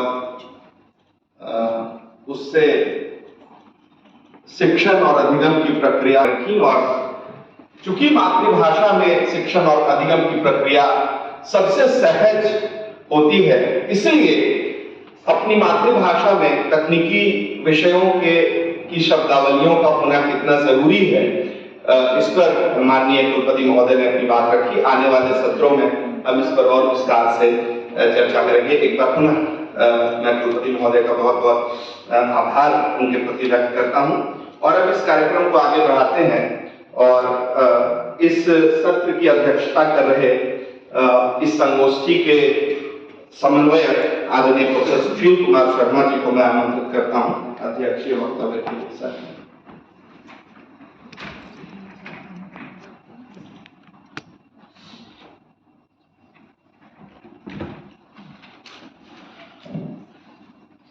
धन्यवाद अमीश जी। निज भाषा उन्नति है, सब उन्नति का मूल, बिन निज भाषा ज्ञान की मीडिया नहीं है का सूल। हमारे आदरणीय कुलपति महोदय ने कहा कि मातृभाषा में शिक्षण और अधिगम होना चाहिए। पासवान जी ने भी कहा कि मातृभाषा, और हम लोग सोचते हैं तो सर्वप्रथम में आज के कार्यक्रम के मुख्य अतिथि प्रोफेसर दिवाकर चंद्र डेका जी, कुलपति मिजोरम केंद्रीय विश्वविद्यालय, विशिष्ट अतिथि प्रोफेसर गिरीश नाथ झा, अध्यक्ष वैज्ञानिक तथा तकनीकी शब्दावली आयोग, भारत सरकार, नई दिल्ली, विशिष्ट अतिथि प्रोफेसर ख्यानदे, संकाय अध्यक्ष मानविकी एवं भाषा संकाय मिजोरम विश्वविद्यालय, बीज वक्तव्य प्रोफेसर नवल किशोर नवल पासवान जी, सिक्किम विश्वविद्यालय। इस संगोष्ठी के अधिकारी इंजीनियर जय सिंह रावत जी, विभिन्न क्षेत्रों से आए हमारे स्रोत विद्वान Shri Ravishankar Ravi ji, professor Pradeep Kumar Sharma ji, professor Chandana Sharma ji, doctor विजय लक्ष्मी जी, जिनका नाम छूट रहा है क्षमा चाहूंगा। और इस संगोष्ठी में जितने भी हमारे प्रतिभागी हैं, लगभग हमने 113 लोगों को सूची भेजी थी कमीशन को, उन्होंने अप्रूव की है, जिसमें हमारे 10 स्रोत विद्वान हैं और 113 लोग हमारे प्रतिभागी हैं। हमारे विश्वविद्यालय के सभी अध्यक्ष, संकाय अध्यक्ष और अधिकारियों को हमने प्रतिभागी में जो शोधार्थी हैं उनको सम्मिलित करके सूची भेजी है। उन सभी हमारे जो भी प्रतिभागी हैं, उसके बाद हमारे विभाग के शिक्षक doctor Sushma Kumari, doctor Amish Verma, doctor Akhilesh Sharma, शोधार्थी, विद्यार्थी और विभिन्न विभागों के विभागाध्यक्ष एवं विश्वविद्यालय के संकाध्यक्ष, मैं हिंदी विभाग की ओर से आप सभी का अभिनंदन करता हूं।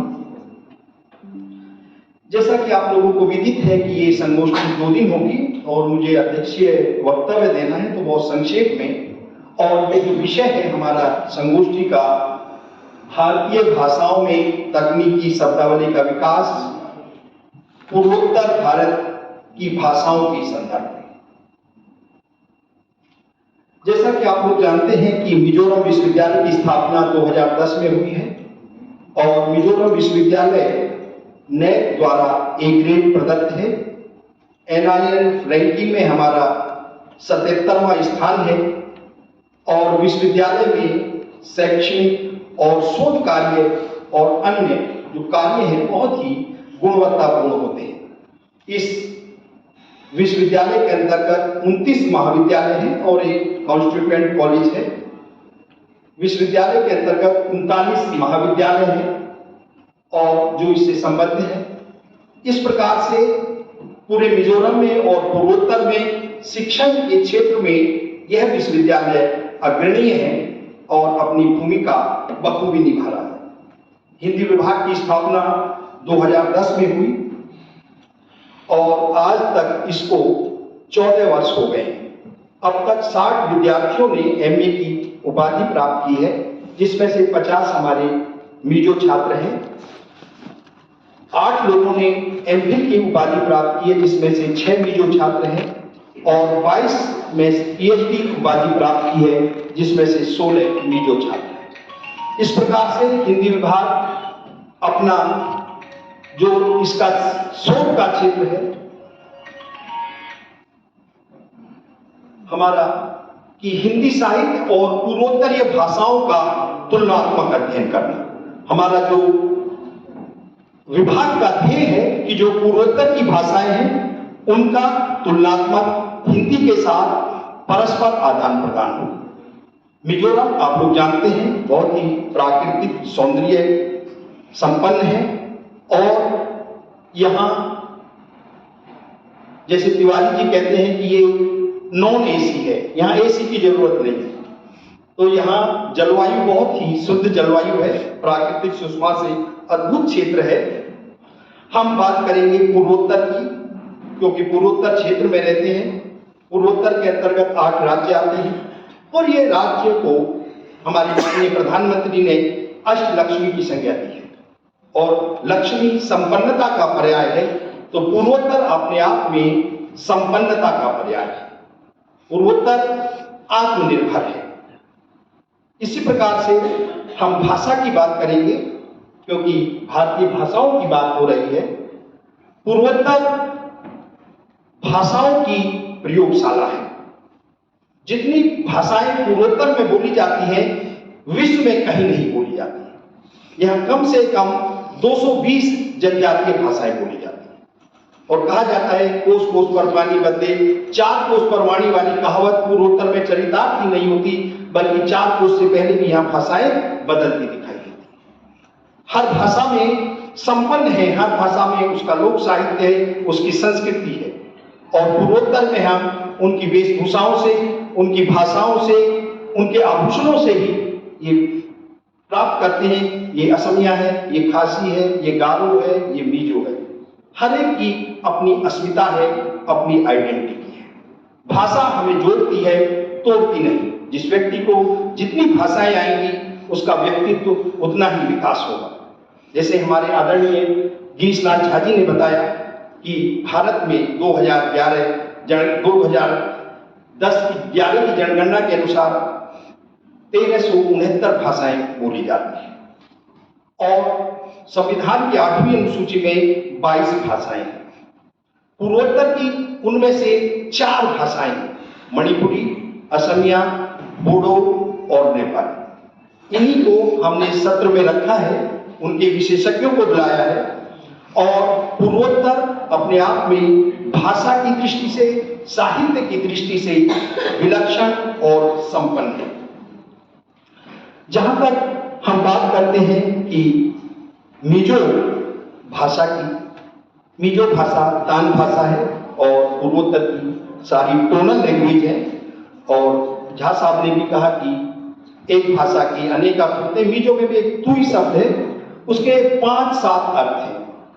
तुई मीन्स पानी, तुई मीन्स मिट्टी, तुई मीन्स जी, तुई मीन्स, तो इस तरह से उसके टोनल लैंग्वेज हैं। जो खासी हो, मिजो हो, तो ये तान भाषाएं हैं और हम उनके उच्चारण से ही उसके अर्थ का बोध होता है। मैंने नॉर्थ ईस्ट में काफी काम किया है। पहले मैं नेहरू में था तो हमने खासी गारो और खासी, हिंदी और अंग्रेजी की प्रशासनिक शब्दावली बनाई और वैज्ञानिक तकनीक शब्दावली आयोग की सहयोग से भी बनाई थी।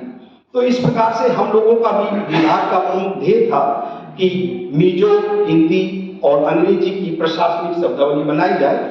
हम लोग प्रपोजल भेजेंगे वैज्ञानिक तथा तकनीकी शब्दावली आयोग को कि उसे हम लोग ये कार्य कर सकते हैं। वैज्ञानिक तकनीकी शब्दावली आयोग भारत का प्रतिष्ठित आयोग है और राष्ट्रीय शिक्षा नीति के तारतम्य में कि मातृभाषा में शिक्षा हो, भारतीय भाषाओं में शिक्षा हो, उसके लिए शब्दावलियों का निर्माण करता है, पाठ्य पुस्तकों का निर्माण करता है और सुप्रीम कोर्ट का आदेश है कि इसी की जो शब्दावली है वही मानक शब्दावली है, क्योंकि शिक्षण में अधिगम में एक रूपता रहे, यूनिफॉर्मिटी रहे, हमें उन्हीं शब्दों को अपनाना है। इस तरह से आयोग अपना कार्य कर रहा है और हम लोग मिजो भाषा, जैसा कि हमारे ख्यांति जी ने कहा कि अगला जो कार्यक्रम होगा हम लोग मिजो विभाग में कराएंगे और उन्होंने भी मिजो और हिंदी का जो परस्पर संबंध है, किस तरह से हिंदी के शब्द मिजो में प्रयोग होते हैं, मिजो के शब्द हिंदी में प्रयोग होते हैं, उदाहरण देकर के अपनी बात को उन्होंने रखा और वो पूरे समर्पित रहते हैं कि हिंदी विभाग और मिजोरम में हिंदी का प्रचार प्रसार हो।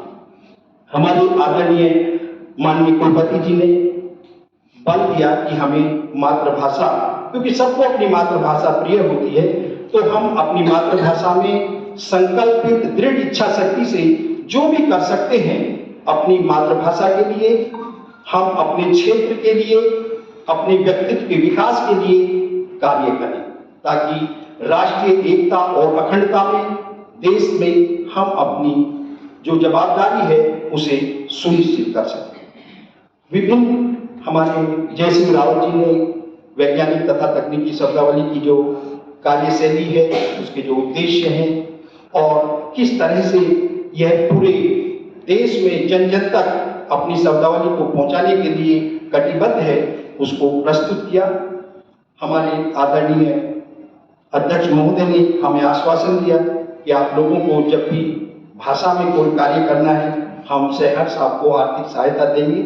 इस तरह से यह जो संगोष्ठी है वह भारतीय भाषाओं में और विशेष रूप से पूर्वोत्तर की जो भाषाएं हैं, जो भारतीय अनुसूची में 22 भाषाएं हैं और उनमें से जो अनुसूची से इतर भाषाएं हैं, उन भाषाओं के लिए भारत सरकार की कुछ 2 शर्तें होती हैं कि उसके बोलने वाले 10 लाख या उससे अधिक हों और उसकी लिपि भारतीय लिपि हो। तो इन भाषाओं की लिपि रोमन लिपि है, इसलिए 8वीं अनुसूची में नहीं हो रही है। पूर्वोत्तर के 38 प्रस्ताव गृह मंत्रालय में है कि हमारी भाषा को संविधान के 8वीं अनुसूची में जोड़ा जाए, उस पर कार्य चल रहा है और वो ये कहते हैं कि आपकी जो हिंदी या देवनागरी लिपि को आप अगर अपना लेंगे तो इसके साथ साथ आपकी राष्ट्रीय भारतीय संविधान की 8वीं अनुसूची में आ जाएगी। और इन भाषाओं के लिए वैज्ञानिक तथा तकनीकी शब्दावली आयोग की बहुत सी योजनाएं हैं, आप उनकी वेबसाइट पर देखिए, जाइए, उनकी योजनाओं को देखिए और उनसे यहाँ के शोधार्थी, लेखक, विद्यार्थी, पत्रकार, अनुवादक, शिक्षक सभी लाभान्वित हो सकते हैं। आप लोगों ने मिजोरम विश्वविद्यालय को ये अवसर दिया, इसके लिए मैं आयोग के प्रति आभार व्यक्त करता हूँ। आप सभी ने मेरी बात को धैर्य से सुना, आप हमारे निमंत्रण पर आए, आप सभी का बहुत बहुत धन्यवाद। आभार। नमस्कार। धन्यवाद सर। अब आज का ये उद्घाटन सत्र लगभग अपने अंतिम पड़ाव पर है। एक और औपचारिकता बचती है, अपने आदरणीय अतिथियों के प्रति आभार और धन्यवाद ज्ञापन का। इसके लिए मैं अपने विभागीय साथी डॉक्टर अखिलेश कुमार शर्मा जी को आमंत्रित करता हूं, जो इस संगोष्ठी के सह समन्वयक भी हैं, कि वो आए और आदरणीय अतिथियों के प्रति धन्यवाद ज्ञापन करें।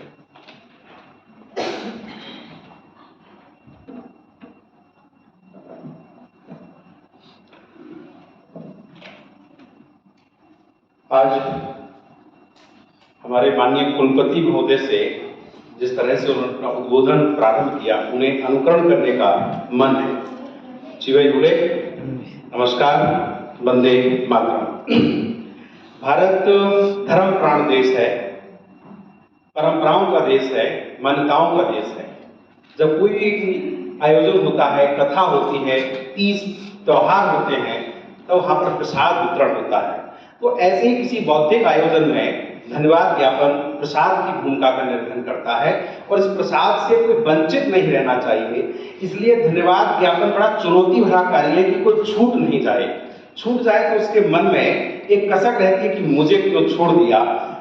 पिछले हफ्ते से, पिछले सप्ताह से पूरी जो समितियां लगी हैं दिन रात, वो मेरी आंखों के सामने है। और दूसरी चुनौती ऐसी होती है कि आभार ज्ञापन है भारी नहीं हो जाए, क्योंकि भोजन अल्पाहार आपकी हम सबकी प्रतीक्षा में है। और समझ सकते हैं कि भूख के बीच में यदि आप मुझे सुनते हैं तो फिर मैं एक बाधक के रूप में उपस्थित होऊंगा। तो कोशिश दोनों इसी प्रकार की रहेगी। हमारा आज मंच और मंच पे माननीय कुलपति कार्यक्रम के नियत समय पर पहुंच गए और नियत समय के बाद जो धैर्यता के साथ, दृढ़ता के साथ उन्होंने प्रतीक्षा की। तकनीकी शब्दावली आयोग का कार्यक्रम था, तकनीक ने भी हमें अवरोध, बाधा पहुंचाई। उसके बावजूद भी हमारा कार्यक्रम जो है आगे बढ़ा।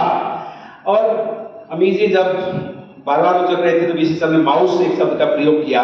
तो ये सब हमारे पास एक चुनौती भरा काम है कि कुछ हम ऐसे शब्द भी निकालें तो हम इस तरह के हिंदी शब्दों का प्रयोग भी कर सकें। दीप प्रज्वलन से कार्यक्रम की शुरुआत हुई और दीपक अभी जल रहा है सर। ये दीपक जलना विश्वास का प्रतीक है, आस्था का प्रतीक है। और जब कहते हैं, कोई कभी कहते हैं कि बंद हो जाएं रास्ते सभी, भूल जाएं लोग अपने सभी, नागवार गुजरे असफलताएं कड़ी, दीप विश्वास का जला लेना मन में कहीं।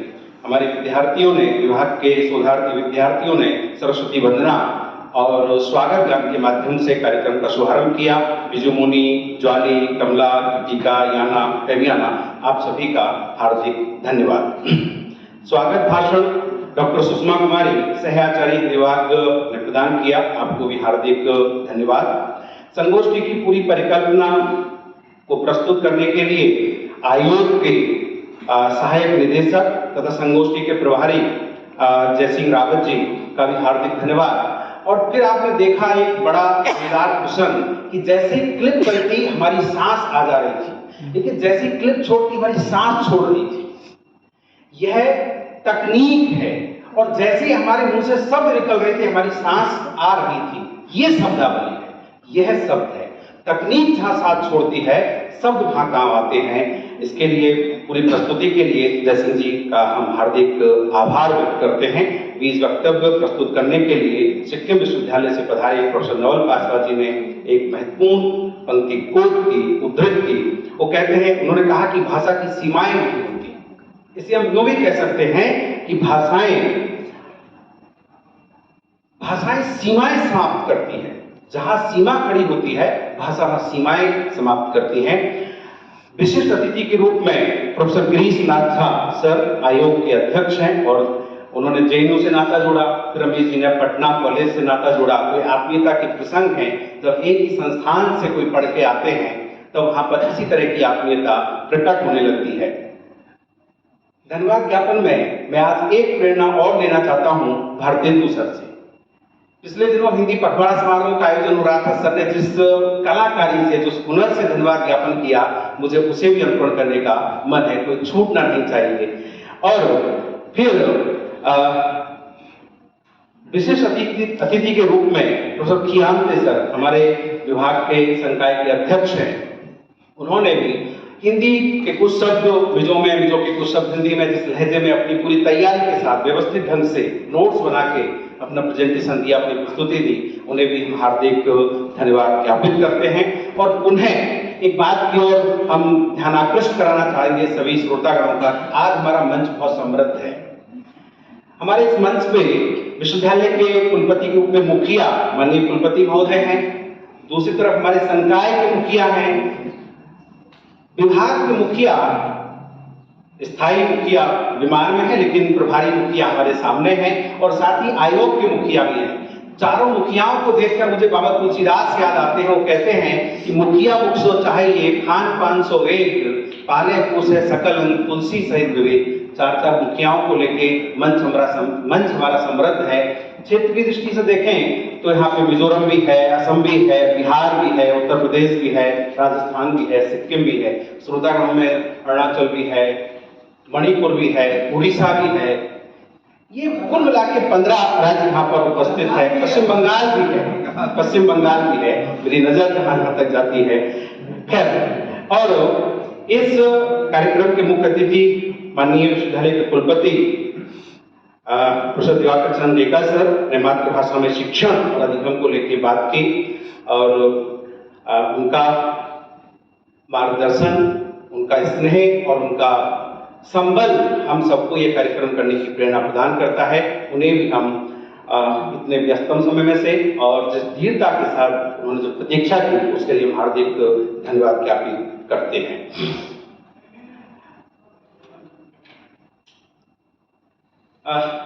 मैं पुनः उन समितियों के सभी सदस्यों के प्रति हार्दिक आभार व्यक्त करता हूं जिन्होंने पिछले एक हफ्ते से लगकर इस कार्यक्रम को इस कड़ी तक पहुंचाया है। उसमें पंजीयन समिति है, मंच सज्जा समिति है, भोजन अल्पाहार समिति है, प्रतिवेदन समिति है, टंकन समिति है, बैनर समिति है, और इसके साथ ही विभिन्न विभागों के अध्यक्ष, संकाय के अध्यक्ष, विद्वान शिक्षक, अनेक विभागों के शिक्षक यहाँ उपस्थित हैं।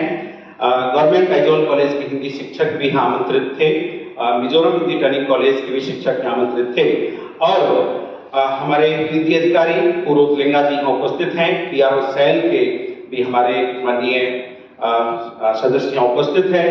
हमारे विभाग के शोधार्थी, विद्यार्थी, कर्मचारी सभी यहाँ पर उपस्थित हैं। मैं सभी का पुनः एक बार हार्दिक धन्यवाद ज्ञापित करता हूँ, और प्रत्यक्ष अप्रत्यक्ष रूप से इस कार्यक्रम में जो सहभागी रहे हैं, उनका नाम कहीं छूट नहीं जाए, उनको भी मैं सभी को सम्मानित करते हुए पुनः कलों में धन्यवाद। जय हिंद, जय भारत। और आपके अल्पाहार के लिए आधिकारिक सूचना पुनः हमारे मंच का संयोजन कर रहे, संचालन कर रहे सूत्रधार के रूप में डॉक्टर रमेश जी का मैं पुनः हार्दिक धन्यवाद ज्ञापित करता हूं। उन्हें यदि मेरे धन्यवाद ज्ञापन में कोई छूट गया हो तो उन्हीं को मैं एक बार पुनः याद करता हुआ सभी को धन्यवाद ज्ञापित करता हूं। धन्यवाद, नमस्कार, जय हिंद, जय भारत। आपका भी बहुत बहुत धन्यवाद अखिलेश जी। अब हमारा ये सत्र यहाँ समाप्त होता है। अल्पाहार की व्यवस्था है बाहर नीचे वाले तल पर। यस, हाँ, एक सर प्रोफेसर क्यांते अपनी किताब सर गिरीश नाथ झा जी को भेंट करेंगे। तो And so this is the 2 books that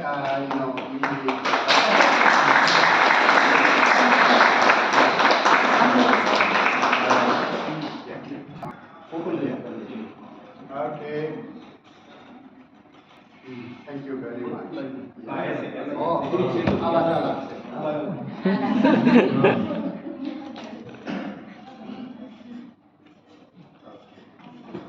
Yes. अब हम लोग अल्पाहार के लिए नीचे वाले फ्लोर पे चलेंगे। अच्छा, एक इससे पहले कि हम लोग नीचे जाएं अल्पाहार के लिए, सारे लोग मंच पर अगर आप आए या कुछ लोग आगे आ जाएं तो एक ग्रुप फोटो हम लोग ले सकते हैं। सब लोग आ जाए।